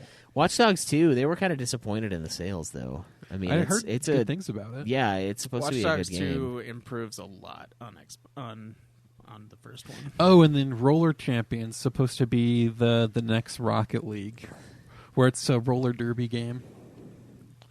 A roller derby game? Yeah. I don't know if it can be the next Rocket League. They're trying. I mean, it's completely different kind of game, but they have it kind of the same. You know what? I want fucking idea, Ragdoll Kung Fu to either have a sequel or come to PS4. Yeah, that'd be super fun. That Online. game was so fucking good, dude. I know, man. I played it recently, like in the last few months. It's fucking awesome. Jace started playing it. He really likes it. He's awful at it, but he likes it. It's like one of the greatest games, like multiplayer wise, ever. Yeah, that no one's ever played. Yeah, the greatest game you've never heard of. What about Bethesda? Did you guys watch Bethesda? Yeah, a little bit. Of course, Doom Eternal's the big game there. It looks cool. I saw Doom Eternal. It does. Honestly, I'm less excited for it now than I was before. I just don't know think why. I'm pretty sure it's think just you're the tired. time. It's just a little bit of the time, man. Dude, that first drop trailer, so hyped. And then all of this other... I think they're showing too much of the combat, so you're watching it too much, and you're kind of like not as hyped as you were before. But I think it's going to be amazing. I think I'm just tired of them showing games like a year before they're even close to being ready to release. Yeah. Yeah. Because like if this was the first trailer or first we've heard of Doom Eternal, it would be fucking awesome. Because like last year when we fucking saw the Doom Eternal trailer, where fucking Doom guy just like walks up, grabs the dude's like fucking key card, walks him over to the thing, like that was fucking awesome. It was assertive yet so gentle. Yeah, and then you're just like, oh, okay, well, I can't wait for Doom, but at the same time, it's like, gonna have to. yeah, I'm it's gonna that weight that like kind of kills I'm gonna the have hype. the glowing embers of excitement just sitting there, ready to be fanned into a roaring flame as soon as it gets close. You gonna buy the collector's edition? Fucking get the helmet, dude. Oh man, Is the helmet coming? Bethesda man. is so obsessed with the helmets. Like they're like, I just have to collect all the fucking heads that they sell. Yeah, get all the didn't they have a Master Chief helmet for one of the Halos too? Yeah, they so did. I just have to get that. I Jesus have to find Christ. where that one's at. Then I have to get the fucking power armor helmet from 76, and then this one. You know what the ridiculous part is, though? Did they advertise a canvas bag? That's the only question. Yeah, I think it was a silk bag. It's gonna be. This is terry cloth. What the fuck? It's actually burlap. Yeah, this is a potato sack. I could see the Idaho Spud label on it. What the fuck is wrong with you people? Then the other game of note. I mean, there's a few. It's only $200, dude. Oh my god, fucking god. For the Yeah, look the at that. collectors. Yeah. Look at that fucking game. Like the steel book is amazing looking. There's an art book, the fucking helmet, the What's sound pack, What's that thing behind the helmet a skin, with the angel looking thing? lithograph. Mm-hmm. Yeah, that helmet. Digital can soundtracks? you wear the helmet? That's important information. Fuck, it's out of stock. Let's see. Full-size wearable Doom helmet replica. Oh my god! Jesus. All right, I'm spending $200, you guys. That guys, the Power Armor edition had the same thing. Full-size wearable helmet. Yeah, but I mean, I don't But care again, about Doom is a Fallout. more hype game. Yeah, Doom is more hardcore. Doom guy fucks. Doom guy does fuck. It's out of stock though, man. It's firm but It's going to surprisingly be. gentle. It's going to be, and then you're going to see it on eBay right afterwards for $400. Can you notify me, please? All right, I'm signing up to be notified. But yeah, dude, it still looks good though. I'm still really excited to see. Couldn't you see? He started this conversation going, "Oh, I'm not as excited as before." Then he got super fucking hyped The again. fucking helmet. He's like, oh my god. Yeah, I was thinking I remember being like, oh, that's a really good price, and then I looked at it, Yeah, I was stuff like, like oh this my god. fucking sells out the minute it's available. You know what? Because scalpers will buy a whole bunch and then sell it on eBay. Yeah, that's really it from Bethesda though. The for me. other new game of note that they previewed was Deathloop, another Groundhog-esque thing to do with assassins killing each other and then coming back to life to do it again. Oh yeah, I saw that. What do you think? I don't know. I'll have to wait for more. See if I'm interested. It's interesting. They're That's trying to all I can say save about it. Fallout 76 as well. No, they. So they know it's a piece of shit game, and they're just adding stupid game modes to it. So they added the battle royale to it, but it's not balanced at all. It is not balanced, and they also kept fucking monsters inside the ring too. So you have to actually as you're trying to find and hunt down other enemy players, you have to be aware of ghouls and stuff coming after you. That actually seems like the best idea ever. And all those fucking power-up cards that you have, you still get to keep them when you go play. So it is not balanced at all. Those fucking battle royale games need something like that, though. Throw off the other players from just killing each other. Well, yeah, the have monsters I'm okay have some with, but- external threats like traps and monsters. Yeah, and shit. yeah. Like in the fucking pod racing game, where there's that one level on the N64 pod racing game, God, where that is so good. you've got the fucking Tuscan Raiders that are just sniping you. And Oh yeah, I occasionally you'll remember just, that. one of your Taking engines will pot just shots. get fucking blown off because one of these assholes shot you from across the map. It's great. Little things to fuck you even harder than You can find power armor. yeah. Just all sorts of stuff that is ridiculous. I feel like that would be a really fun And then team you to don't work necessarily drop. There's no plane you fall from because Bethesda doesn't have anything like that in that game engine. Yeah. You just select on the map where you want to spawn, and then you spawn there. on. Oh, Well, that's they should just do it like that battle royale movie. Everybody just starts out in the same place, and then they gotta fuck off and go to the other sections. yeah. Have you I seen guess, that movie, yeah. Cam? No. It's basically You Hunger should watch Games. it. Hunger It's- Games well, is the same no, idea. Hunger Games Yeah, is yeah. based off of that I know, 100%. but it starts the same way. A lot of people just get annihilated instantly, and then it starts. And that's how it should be. Everybody should start beating the shit out of each other and then going for the weapons. Yeah, it should be tilted towers all day, every day. Yeah, just right from the beginning. And And, then if you want to survive, then you got to fuck off real Any quick. battle royale game can be that game. All you have to do is just drop where everyone else is dropping. Exactly. Yeah, you choose to not make it. And see, that I way. like that because because it keeps the game exciting. Either you're going to win that area with a whole bunch of kills, or you just get to die real fast and start over real fast without having to wait for a long if everybody spawns in the same slog in the middle. spot, then everybody will start beating on each other, so then you can have the chance to run away and get the items first. See, in Apex, there's this really funny thing where if all three of you just find out where there's one guy going off alone, you all You can follow just, him like, and destroy him. Just fucking beat him up. And he dies so fast. That dude's probably so Fuck you guys. Can you imagine just like, you're solo playing with a group, you're just going to go off on your own, find a place you want to be. And then all of a sudden you land, and then 3 other dudes are on top of you immediately. Like, you just seek them out. It's just so funny when the whole group of you just following one dude. Oh, man, it's so funny. If you haven't done that, you got to do it. Just follow one guy and then beat his ass as soon as you land. Don't go for a gun. Go fucking for him. Yeah. And do the leaping kicks on him. So you guys didn't watch any of Nintendo's, like, at all? Did you watch No. any of the trailers or anything? Nope. No trailers? I think I did. Let me just jog my memory real fast. Well, the only things that they really announced were some more stuff for Pokemon. They did those Smash Bros. Announcements for Banjo-Kazooie and Dragon Quest Heroes. And then there's some that Link's Awakening remake, which looks pretty fucking awesome. Breath of the Wild 2. Oh, yeah, the Breath of the Wild 2. Mansion, Animal Crossing. Is Breath of the Wild is that I imagine that's deeply connected with the colors of the wind song from Pocahontas. Like, that is the color of the breath. But how does the breath smell? Like, we can see what it looks like. I don't really know what they mean by that. Yeah, it's a weird name, right? Breath of the Wild. It doesn't even really come up at all.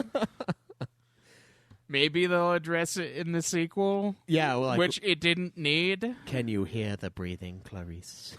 Can you hear the wild breathe? I don't know. Yeah, it's a weird name. Now that I think about it, now, it's not as bad as like Tales of whatever the fuck we talked about. No, I mean, it makes some sense, I guess, if you're like taming the wild or something. But yeah, but are you even really doing that? I mean, you're because taming horses in that game is fucking shit. All right, you don't tame horses in that game at all. You can get through that entire game without using horses, and it's fucking better for it. Yeah, dude, that gaming mechanic is absolute garbage. Yeah, Craig was actually kind of mad about Breath of the Wild when he beat it. He had a lot of gripes that were pretty big. The fucking horse controls and everything to do with horses in that game is just garbage. Other than that, I enjoyed the game, although fucking getting the Master Sword fucking like makes all other weapons obsolete, so the entire mechanic of things breaking is just ridiculous. Yeah, isn't that what it's supposed to do though? It's supposed to be the Master Sword. I mean, yeah, but the sword to end all other swords, like Excalibur. There's stronger weapons, but it's too good. Yeah. What is that really it from Nintendo though? Because I heard a lot of people were saying Nintendo like won E3. They had the best showcase. It's mostly because they were the only people to really announce games that weren't previously announced. Yeah, or with the Halo, where they just don't really show you anything. It's not that Microsoft doesn't have new things coming out. It's just they didn't show us anything of those new things that are coming out. Yeah. Plus, they have 2 Legend of Zelda games that are coming out. So, I mean, that's really huge. Yeah. Plus Luigi's Mansion. That one's pretty big too. Yeah. I saw something on that. It looked kind of cool. I really liked the Square Enix show, though. I thought it was actually really good, surprisingly. And they announced obviously the Final Fantasy VII Remake had a big trailer. They played the game for us for a little while. Yeah. I think it looks cool. I think they found a way to kind of hybrid the action game and also keep it turn-based in a way, because you can kind of like pause the combat and like everything starts going super slow-mo, and then you can like get moves choose set commands up. and stuff. Yeah, choose commands to like pull that off does magic look attacks. pretty cool. Unlike Doom Eternal, though, this is not a passion project, and this is the thing that bothers me the most. It's 100% a money grab about FF7 Remake. I think it looks really good, and I think it's probably going to be good, but it's a total cash grab. Yeah, I am honestly surprised that more people aren't kind of pissed off about like some of the information on this game. Like, they literally asked Kitase how many games were going to be in this, and he's like, yeah, we don't know. Like, what the fuck? Why the fuck would you start a project if you don't know how many games you're going to do in it? It's a fucking 30-hour RPG that they're going to turn into how many games? Nobody knows. Yeah. So, Cameron, here is the first class edition. Look at that price tag. Jesus. Yeah, Okay. fucking $330 without anyone knowing how many games they're going to be. So they're going to do that possibly 6 times. That is a foot-long motorcycle, though. A foot long. It's about a foot long, yeah. They're really good about their statues, though. They're like, those are I pretty mean, the cool. motorcycle's a statue, and that's a toy. Yeah, and then that's a toy riding the statue. So the toy, does it come with the statue? Yes. Okay. So this is what it is. It's the Steelbook. Do you ever just look at this and look at your toys up there on that shelf and go, why do I buy toys? No. I do that. I mean, we have Gundams. It's different. I do that when I think of I put it together. We painted it's those. art, Craig. I don't mind it as much, but like when I buy the $200 Dissidia NT and the game's trash and the game's a lazy port and I get that statue on the right, which is a good one, and that's about it. And The bust of Warrior of Light. yeah, like compared to the okay. busts of the fucking the judges from 12, like those are way cooler. Yeah. Fucking and way they were way cooler. cheaper. Per bust, yeah. I mean, they both cost $200, but this is $330. The only statue I have is that Fallout 3 Power Armor statue. Yeah, And that was $50. Yeah. this is And it's awesome, though. the My fucking statue of Geralt was $30. the God of War one that I got was, I think it was it was under $200, but this is $329.99. My fucking 25th anniversary statue of Ryu, which lights up, was only $25. And this after taxes, guys, and shipping, it's almost $400. It's $377 something because I bought it. I pre-ordered it. Are you going to pre-order this? Yeah, I am, and I'm gonna fucking hate myself for spending this kind of lot of fucking money. money. That's a ridiculous That's amount a of lot money. of money on just one game. Yeah, and it's just one part of the game. They don't know how many fucking parts they're gonna And you're do. also trying to pick up the Doom, the pre-order for Doom, too. I don't so. fucking know if I can. I Doom's coming out soon. This is coming out in March. Yeah, this is next year. I got my asshole has time to heal, and I also pre-ordered the collector's, the deluxe of Death Stranding. I wanted the full one. That I Gonna was get like, the baby. I was like, I don't need the baby. It's kind of ridiculous. You gotta have the baby. I don't is know what the weird. baby is even about. Like, I fucking It's a bridge baby. Yeah, gotta get the BB. yeah, it's just a bridge baby. Lets you see to the other side. Yeah, because I know what that means. Yeah, it looks awesome. I will say all collectors. I still think it's weird, the bridge baby thing. I just like the Steelbook. That's the thing I like the most about Can them. just buy the steel. just buy the steelbook. Can't I- you that's just what I buy did. a separate steelbook? Yeah, I just bought the $70 Yeah, there you go. Death Stranding instead of the $60 standard edition. It's fine. It's enough. No, it's still you're just paying an extra $10 for something that probably cost them a couple dollars to make. Yeah, but it looks Yeah. really cool. Yeah. Steelbooks always look better. And I Steelbook still, Blu-rays are fucking I still awesome. prefer digital games. I wish you could, when you buy a physical copy, you can just download it as well. Yeah, well, you Like do. it comes with the digital copy. I mean, yeah, you do because it takes 'Cause a you have to. shitload of space. It does. So it but already you kinda can't does play that. it without putting the disc in. Yeah, that is true. I don't want to get up off my couch and put a disc in. I don't know. It depends on the game. If it's one that I'm really looking forward to, I'll do this. And do you think that they really will need to make it a multi-disc release? Oh yeah, Why? and they're releasing it in parts. oh Because it's no, not this done. one's. He means that this one's 2 discs. Yeah, they said it's supposed to be 2 discs, so it's going to be a really big game. It's like with Why? I thought this format made it so we never had to do that again. Oh, Red Dead 2 Yeah, did Red it? Dead 2 did it. Yeah, One of the one's for discs was multiplayer, though, basically right? an install though, and then the other one was the game. You don't have to swap out discs as you play the game. No, you don't. You just one of them. You just like install the game with basically. Well, you played Red Dead 2. Yeah, I did. Yeah, we didn't have to swap. And that's what I meant. You don't have to swap. Yeah. But see, this isn't sold out. And it's because it's so expensive. I think a lot of people aren't willing to pay $330 for that because that's fucking batshit. Yeah, that's ridiculous. That's insanity. Like, and this just shows that it's all about the money for this remake. It's nothing else. It's purely profit. And it really is. And like they're not even they don't even say whether or not like where the game ends. That's the other thing that really makes me mad is like this game is only taking place in Midgar, which is like what, the first 4 hours of Final Fantasy VII. Yeah. Like it doesn't matter how much they're going to flesh out. This is ridiculous. Like, people who have never played Final Fantasy VII before won't know that that's not the entire game. Yeah. That's kind of shitty. It's crazy that it's going to be in parts and that's all that Part 1 is going to be, as far as we know. And them saying that they don't know how many games how many hours do you feel like this first part's going to be? I mean, the first 4 hours of the other game, but it's probably... This will be a full game, is what going to be a full game. So, but they always give us... What did they mean by full game? They always give us... It's probably going to be anywhere between... Yeah, is it a full... It's probably going to be a 20-hour game. I highly doubt that. Is it going to be full Tomb Raider, where it's like 17 hours... straight up, no matter what. Maybe to 100% the game, it'll take like 30 hours. But there's no way they can turn Midgar into anything more than like a 12-hour experience. You think that's all it's going to be? Not unless they revamp the story. So you think I spent $380 on? Dude, unless they add hours? a fuckload more content than was ever in Midgar, then yeah. I feel like I could have sex with like the most high-end like horror for that kind of price. I mean, yeah, you could Per probably hour. afford a decent one from Las Vegas. Yeah. Like, I don't know, man. I don't know how it's going to go.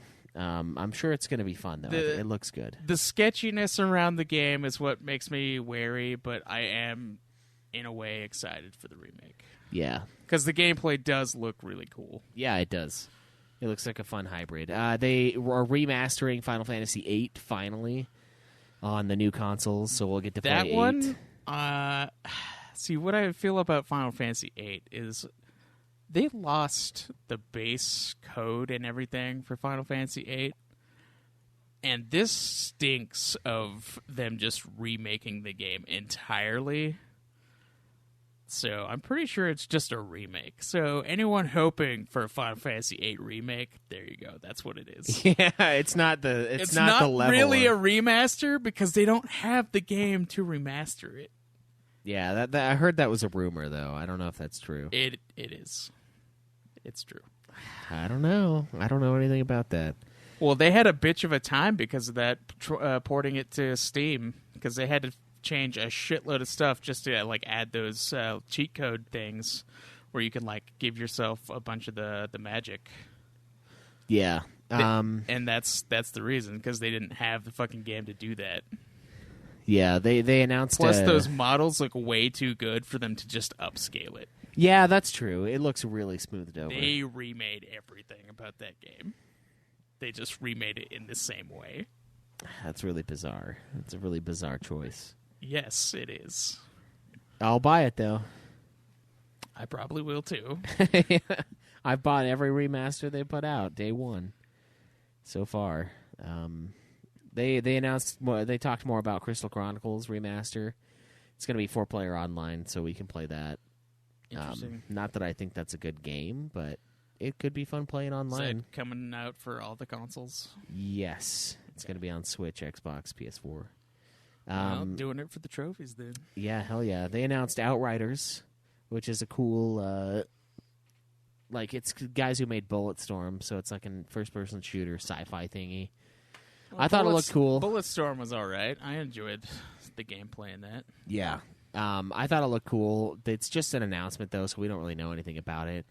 The Shadowbringer trailer was really fucking good. Yeah, that Shadowbringer trailer, I didn't know it was Final Fantasy XIV at first, and I was like, this game looks fucking awesome. You're like, what is this game? And you're like, oh, it's the one. And then I was like, oh, it's the fucking online Final Fantasy. Of course. Yeah, the one that Greg was shunned by because he played tank and everyone shouted at him until he quit. Well, you know, I always enjoy fucking the tank idea. sucks. I enjoy the idea of playing an MMO, but then I'm like, other games. Yeah, well, Craig Actual progression. Here's what happened. Craig came up to me. He's like, dude, the 14 community is a bunch of fucking dicks, dude. That's not why I quit. He's like, I'm like, why? He's like, I played a tank. It was a pain in and the everyone ass. was yelling at me because I didn't know the map, even though it was my first time playing this fucking dungeon. And then So what happened was I was playing as a tank, and it was the first fucking experience, the very first fucking dungeon I get to.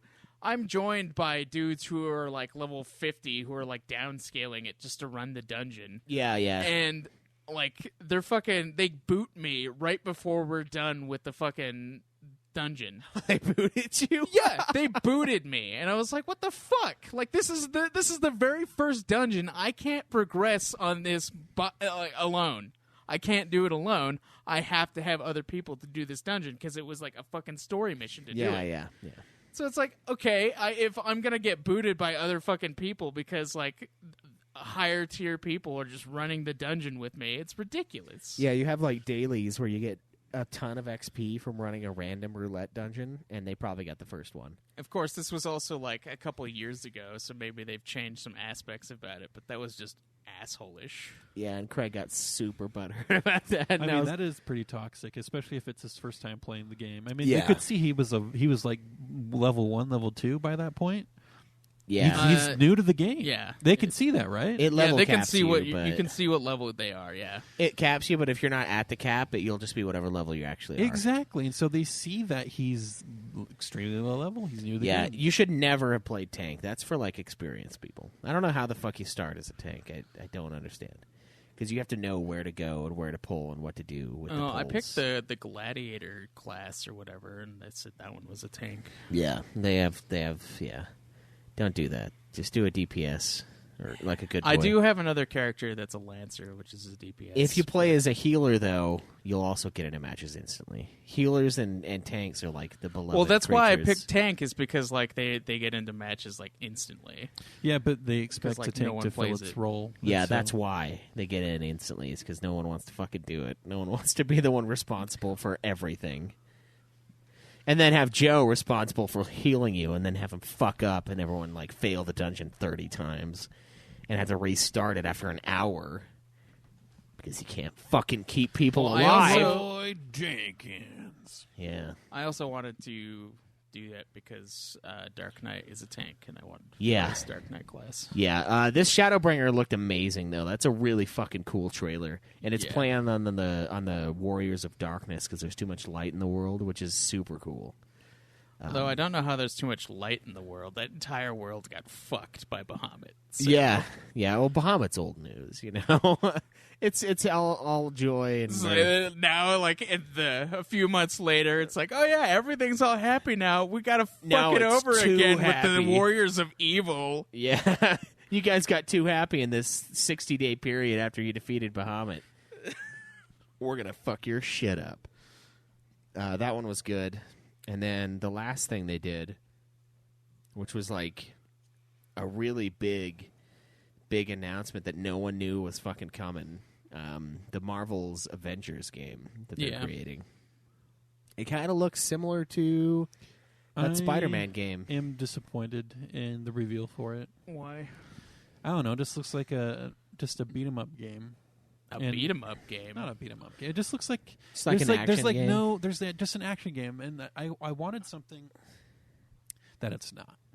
What did you want? I wanted Would maybe you like did a you want a third- superhero game that wasn't actiony? No, I wanted to be action. Yeah, I you want wanted the gameplay Black to be Panther different. game where there's only like 3 fights in the whole game. And the Where, rest of where it's it's just three really- fights and it's just like ruling the kingdom. Yeah, wanted and it then to the be rest like a- is like like a- is a fucking like management game. You're a Sim City, and then No, because occasionally it still feels like the trailer of the game still made it feel like it's more arcadey, where you just I don't know. There's like no depth to the game. So it I doesn't. wanted it to be like you could play as Captain America third person, and you actually have to be like good at the game, or like a Black That Widow kind level. of what that looks like. a What- Black what Widow trailer level were you where watching? you're doing stealth and stuff like that. That was third person. I know it is third person, but I wanted Like to be better. the trailer, the gameplay part of Iron Man where he's like flying around, that looks fucking sweet. I think it looks cool, but I don't know if I'm. I think they're really trying to ride the curtails of this. They totally are, because the Avengers that they chose for this particular game are the same ones that they had in the movie. So they're trying to play off of that. Although I'm really pissed off at the fans of the movies for being like hating on the game because of the way these people look. It's like they look like the fucking heroes. Like, Of what course more they're do not you gonna be want? the same. They're like, well, we're their fans. We pay for their all of their shit. We should have they're obligated to do what we want by getting Robert Downey Jr. and all those other people to like mocap for us. I literally saw a fucking tweet about that, and I was like, you are a fucking man-child who has only seen those fucking movies. It's like, what are you fucking talking about? You're a fan because you love those movies. You know those characters were created in like the 40s, right? You piece of fucking shit. Like, they look exactly like they should. From one man-child to another. No, okay. You, sir. It's ridiculous to like. Nobody says that they're obligated to do it because you pay for their games. Yeah, that's ridiculous. It's ridiculous to assume that they're gonna pay shell out millions of dollars to get Robert Downey Jr. to voice some lines in a fucking video game. Yeah. You know, he was the highest paid actor for a while because of fucking Iron Man. Yeah, I don't think that Marvel is gonna fucking Scarlett do that for a Johansson is game. the highest paid actress as well. Yeah. It's ridiculous to assume that's going to happen. Yeah, that's it's like, stupid. They're obligated to do what we want, and we all want this. It's like, no, you know those characters have existed for way longer than those fucking movies. Those actors, they don't want any part of this. I remember back when Grand Theft Auto 4 released, and people were mad that they didn't have an all-star It's like cast no one was voicing mad. it. So is Spider-Man on the PS4? Is it Tom Holland who's playing Spider-Man? No, it's not. absolutely Why aren't they not. mad about that? I don't know. Yeah, In fact, they were praising the dude's fucking ass. Like in the game. Yeah, exactly. It's Nice fucking, ass. It's hilarious because they were like every trailer they showed off like, oh man, Spider-Man has a Look at his nice ass. ass. Yeah, it's like okay, but like why? Where's the difference in hate here? Yeah. Like it's ridiculous. I thought that was one of the reviews for Grand Theft Auto 4. Someone was mad that they didn't have. They're like, well, we got Sam Jackson for San Andreas, and we had fucking Ray. The guy from Goodfellas, Ray Liotta.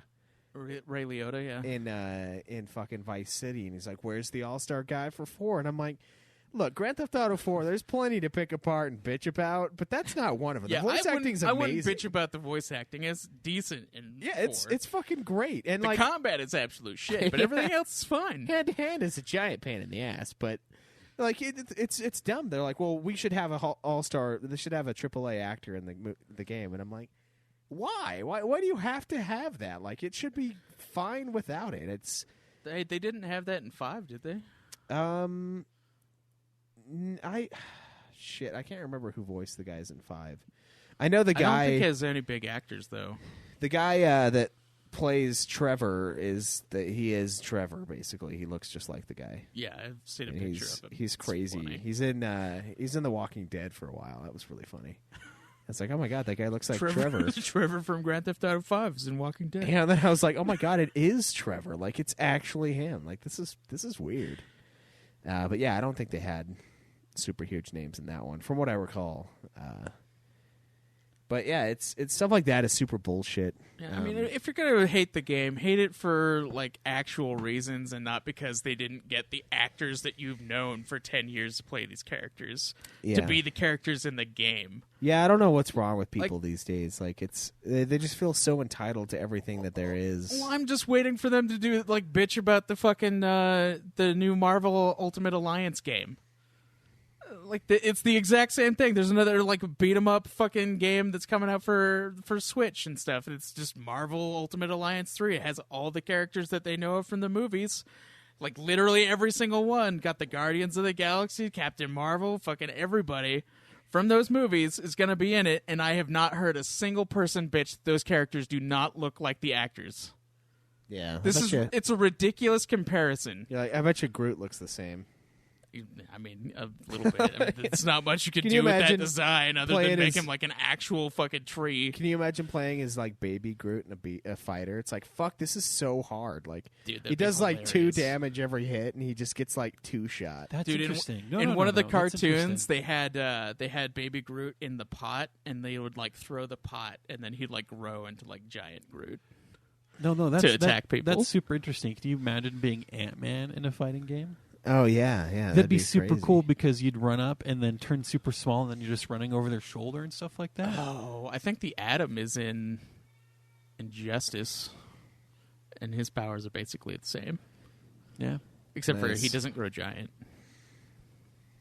I mean that would be super interesting in my opinion, just to see the world grow around you. Yeah. Whoa. In your least favorite Marvel Universe movies? Yeah, it's that and Thor. Did you? I saw a video that was the one guy, Carlos or whatever, like narrating everything that happened in the Avengers movies, and I was like, oh my god, Cameron would hate this so much. I don't think I'd hate it if it's presented as a comedy. Then it's a comedy.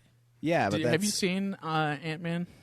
Yes, I've seen it. Yeah, he hates How it. did yeah. how did you feel about Ant-Man? I don't hate it. I just don't like it as Did you a see Ant-Man and Wasp? I did not see Ant-Man. Okay, that one's even worse. I know. That's why I haven't seen it. Okay, It's a little worse. it's everything yeah. you hated about Thor Ragnarok times 20. And that's why I That's don't that like the entire Ant-Man. They movie like series. co-parent the kid, I mean, it's not like I hate it. It's just and the kid's natural dad and the Ant-Man like hug and stuff. Like That's it's weird. It's really weird. you see what I'm getting at.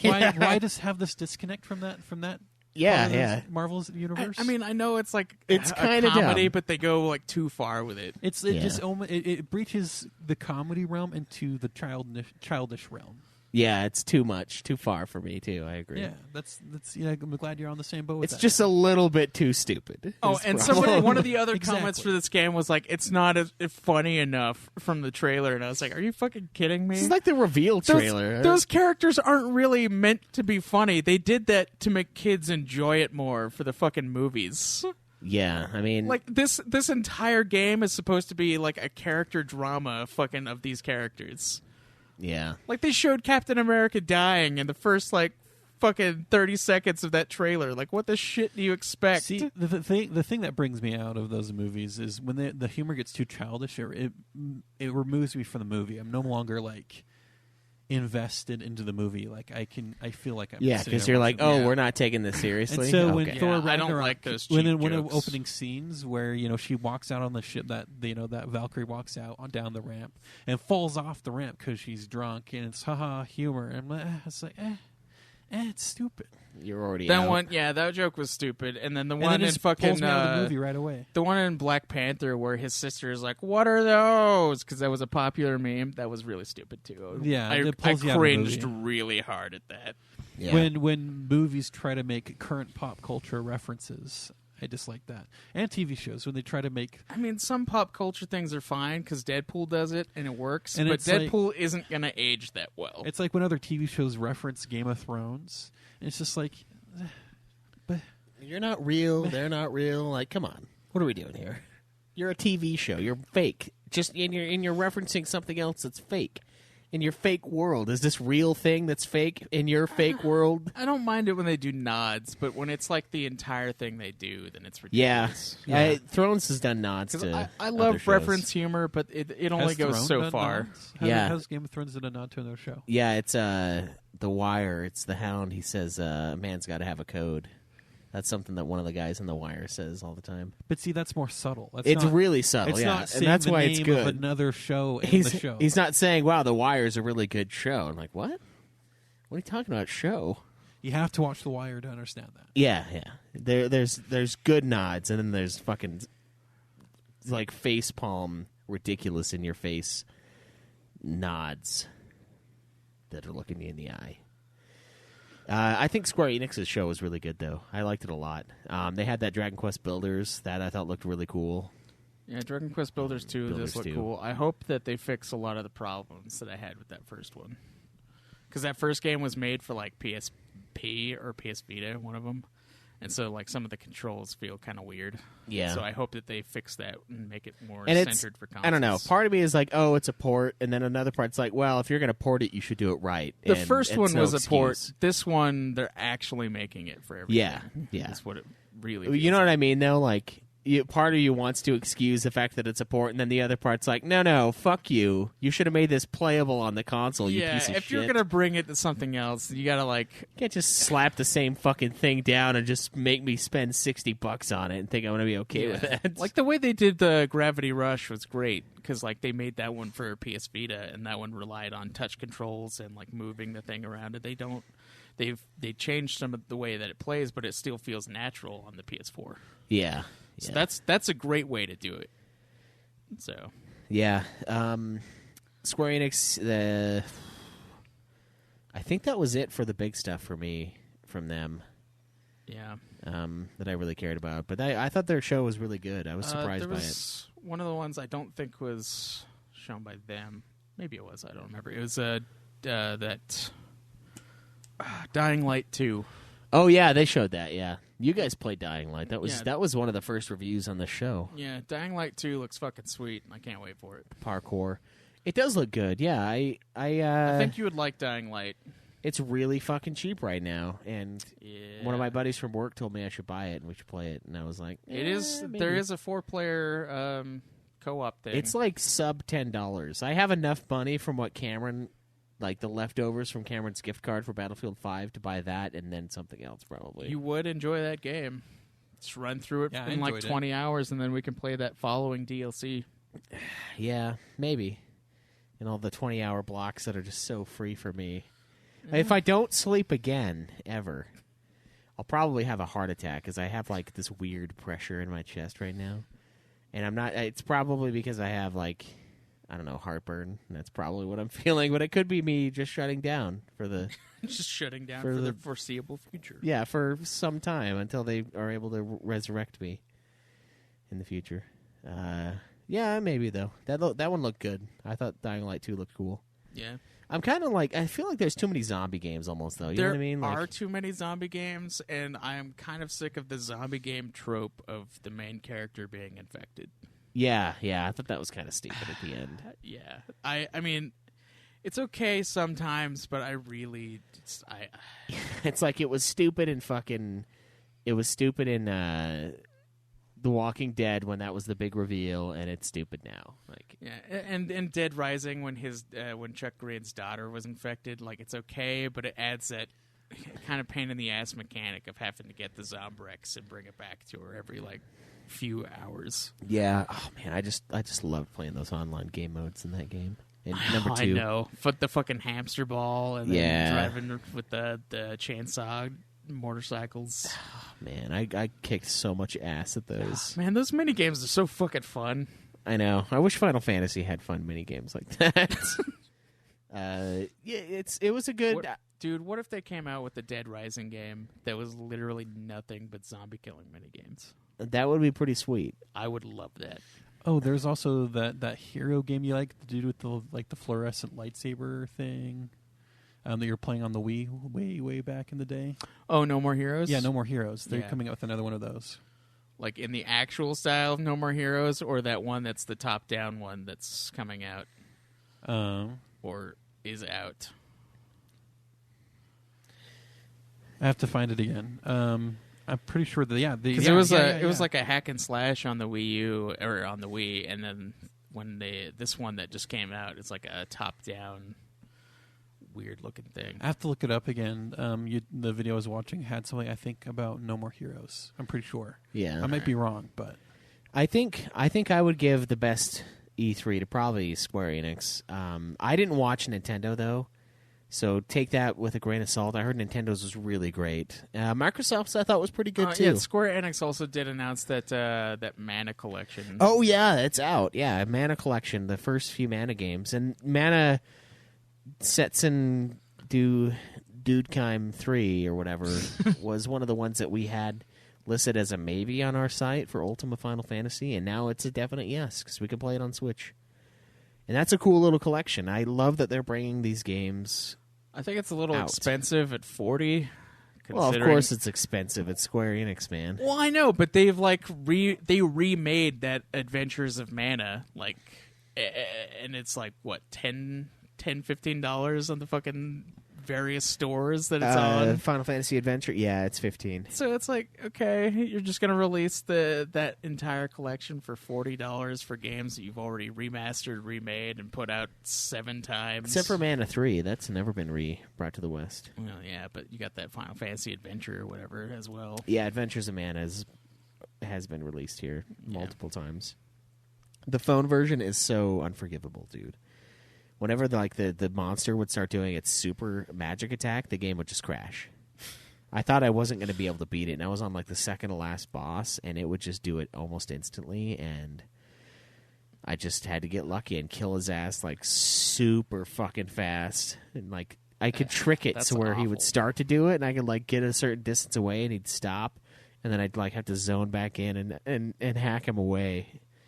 So I hope to God this one doesn't have those fucking phone problems, because that is like, why is this not a 1-star unforgivable, game? yeah. Oh, it's really bad. And I'm like, I only got a fucking S8. Like, this game's been out for like 6 years on here, and the S8 can't handle it. Like, it's the game. But that was cool though. They're really starting to jump on the remaster bandwagon, and that's great because a lot of their stuff has been exclusively available in Japan. Stuff that's only in Japan, I don't mind if they port over, but I don't need constant remasters and remakes. Yeah, I don't know. I Which feel is like all Square Enix show was, so I can't really give them the top place for E3. yeah. I would say Nintendo, but yeah, Square Enix was pretty good.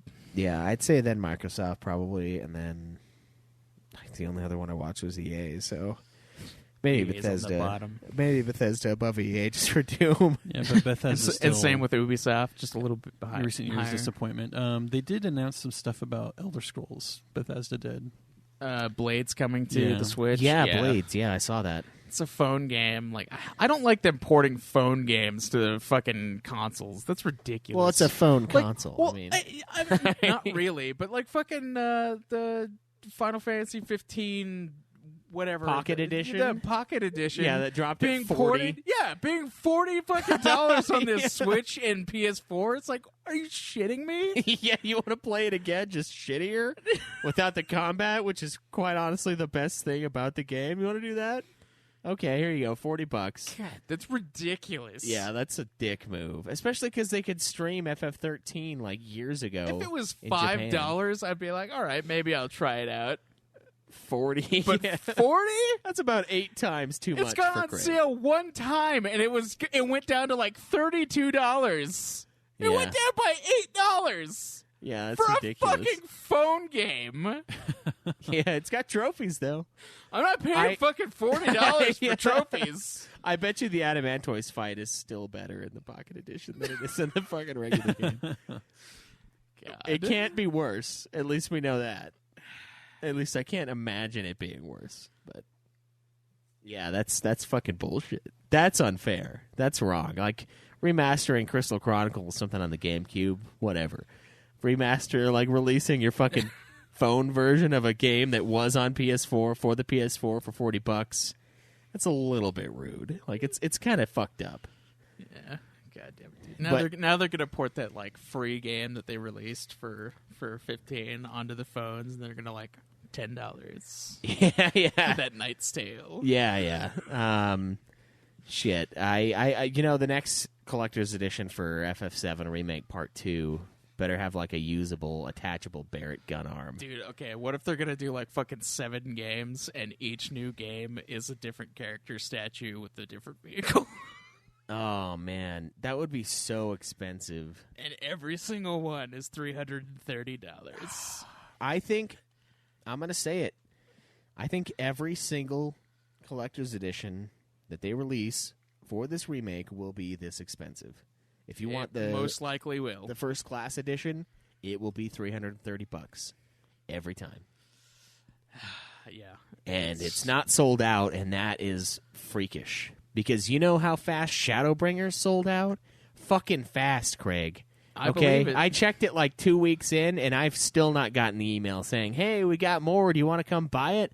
Like, I have $200 that I want them to take from me, and they just don't want it. Like, there's not enough. There's such a million of these. But, I mean, I'm also wondering if maybe they're, like, collecting, seeing how many people are going to get, and then they manufacture it. Because it's still... There could be. It's still, like, 8-9 months out. Well, they're gonna release those things for individual sale anyway, so it's probably not even that. That's true. Yeah, I don't know. Shit.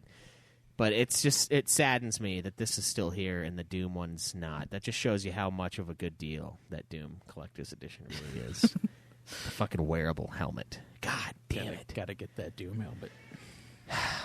I really... No, oh man, I want them to acquire Chex Quest and then make Chex Quest in the style of Doom and Doom Eternal. Yeah. And then come out with a fucking, like, Chex helmet. We were joking about that the other day or Chex costume. On fucking, online playing Rocket League. Like, how amazing that would be. Chex Quest 2019. Or that fucking, that one, like, electric spoon.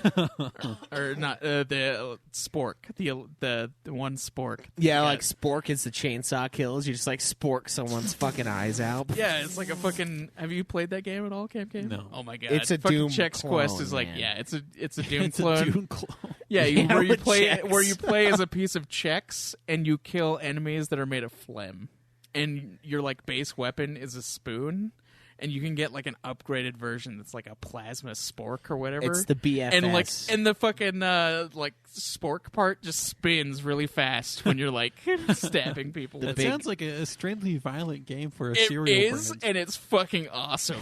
And you get like to heal yourself. It's like the balanced breakfast. You know, it's like a bowl of Chex with like a glass of milk and an orange. Yeah, I want to get like the big fucking spoon, like the ultimate like serving spoon that you get in the game. That's when you like one shot anything on screen.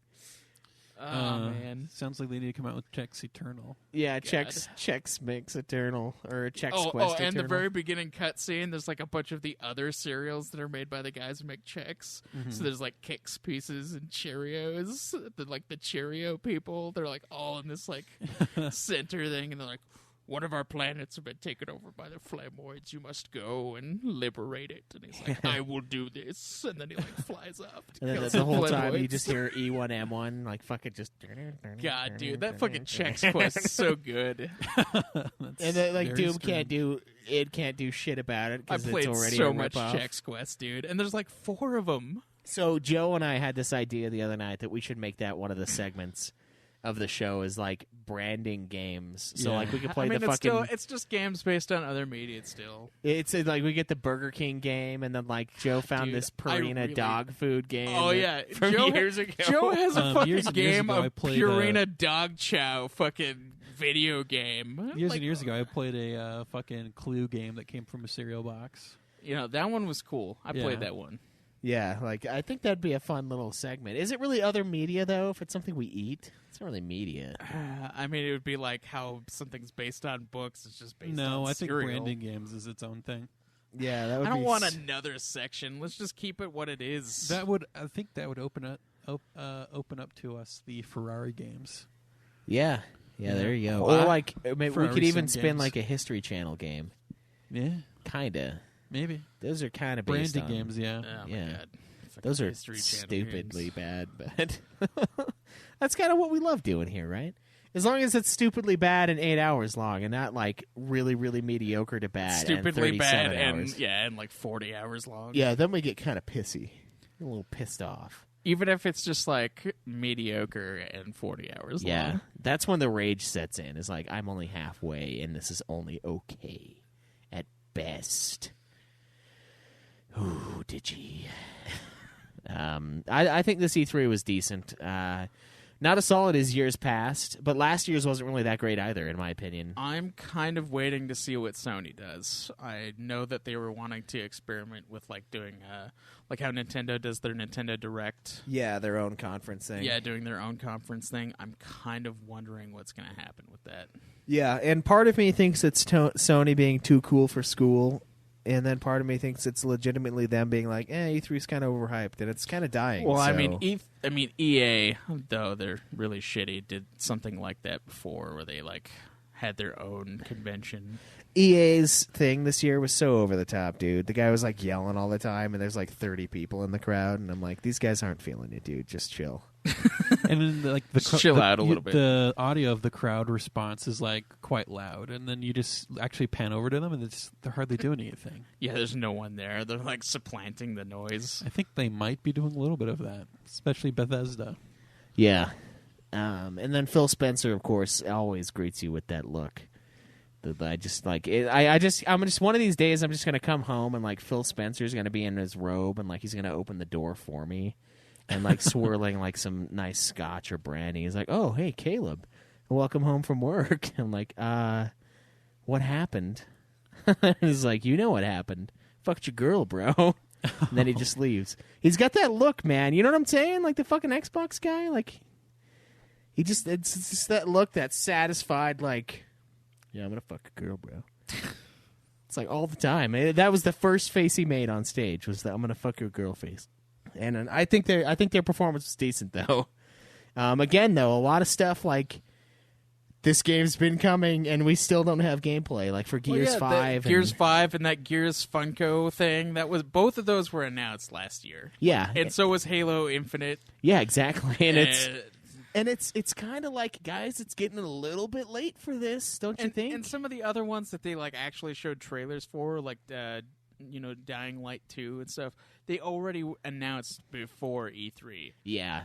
Like, and then they showed the trailer. I think that's why E3's dying, is because they're killing it. They're killing it by just blowing their wads a little too early. Yeah. But I don't know, maybe premature not. Annunciation. Yeah, premature annunciation. There's pills for that, There's pills for that, and the pill is called Capcom Resi 7 on fucking E3, and it's like, oh, by the way, it's coming out in 6 months. Boom. Yeah, that's like the sweetest fucking thing ever when they do that shit. Yeah. They're like, haha, it's coming out this actual year. Boom. Yeah, that's so good, because then you don't get the hype burnout. But. Yeah. Guys, I think that's going to be it for our E3. Let us know what you think about E3, who you think won, why, and what you're looking forward to the most. For me, it's going to be that Elder Rings game. It's going to be FF7 Remake, I guess, and then definitely Cyberpunk 2077. Looks awesome. Excited to see how those play out. But let's get into Hog League. Welcome, ladies and gentlemen, to Hog League. Going to do things a little bit differently this week as far as the playoffs are concerned because of the one thing that could have happening, a 5-way tie for last place. So anyway, let's dive into this. The matchups for Week 10, the final week of the regular season, Schweiss's Sweatmeisters versus Craig and the Bitches. Cameron's Abrak Cracks the Whip versus Thy Death Squad. The Doesn't Counts versus the Most Offensives. Matunica's Heroes face off against Romager's Rompers, and A for Last Place takes on the Scots Spot. First up, Craig and his bitches turn the tides against the Sweatmeisters to win 899 to 202. Yeah, there were some new people coming in, adding a ton of points, but didn't make a difference, so we got destroyed. Death Squad handles Abrak and his whip with a total of 528 to 495, showing that Death Squad can be beaten, just not by these guys. Next up, the Most Offensives fall to the Doesn't Counts this week, 1068 to 384. There are some new heavy hitters in there, but not enough to make the difference, so I just left the points on. Congrats on the highest game of the season for you guys, and also this week overall. Matunica's Heroes deftly defeat Romager's Rompers this week with a total of 854 to 455. Finally, A for Last Place takes down the Scott Spot with 644 to 629, which is easily the closest game this week. Congratulations, guys. It's been a great season of Hog League. Here's how it ends. So before I was saying that we should end it with the top 8 teams playing off against each other, but it turns out the top 8 teams really encompasses everybody, because the standings are as follows. Matunica's Heroes in first place, 10-0. Thy Death Squad, second place with 9 wins, 1 loss. Third place, A for last place, 6 wins, 4 losses. Fourth place, but the most offensives also are 6 and 4, so it's kind of a tie for that. The next up is Abrat Cracks the Whip with 4 and 6. And then, guys, it's a 5-way tie between Scott Spot, Romager's Rompers, The Doesn't Counts, Craig and His Bitches, and Schweiss's Sweatmeisters to close out last and also 5th place. So here's what we're going to do. I've decided we're just going to do sudden death, every team facing off. So I've edited the bracket so that it's first and last, second and second to last, third and third last, so on and so forth. And here's what I came up with for the playoffs. Round 1, whoever wins round 1 obviously moves on to the next round. And it's just like any playoff system that you've ever seen, except for this one, it includes every team. So it's going to be a bloodbath, most likely. So first round, Matunica's Heroes versus Scott Spot, Thy Death Squad versus Romager's Rompers, A for last place against The Doesn't Counts, The Most Offensives against Craig and the Bitches, and Schweiss's Sweatmeisters versus Abrak Cracks the Whip. So, guys, that's how we're going to do it this time. Hopefully next season we have a little bit more balance and we have a better team mechanic, so it's not just such a shutout.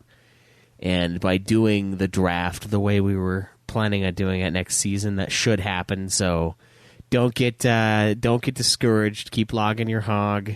It'll be a good time. And hey, with this sudden death playoff setup, I mean, anyone can win.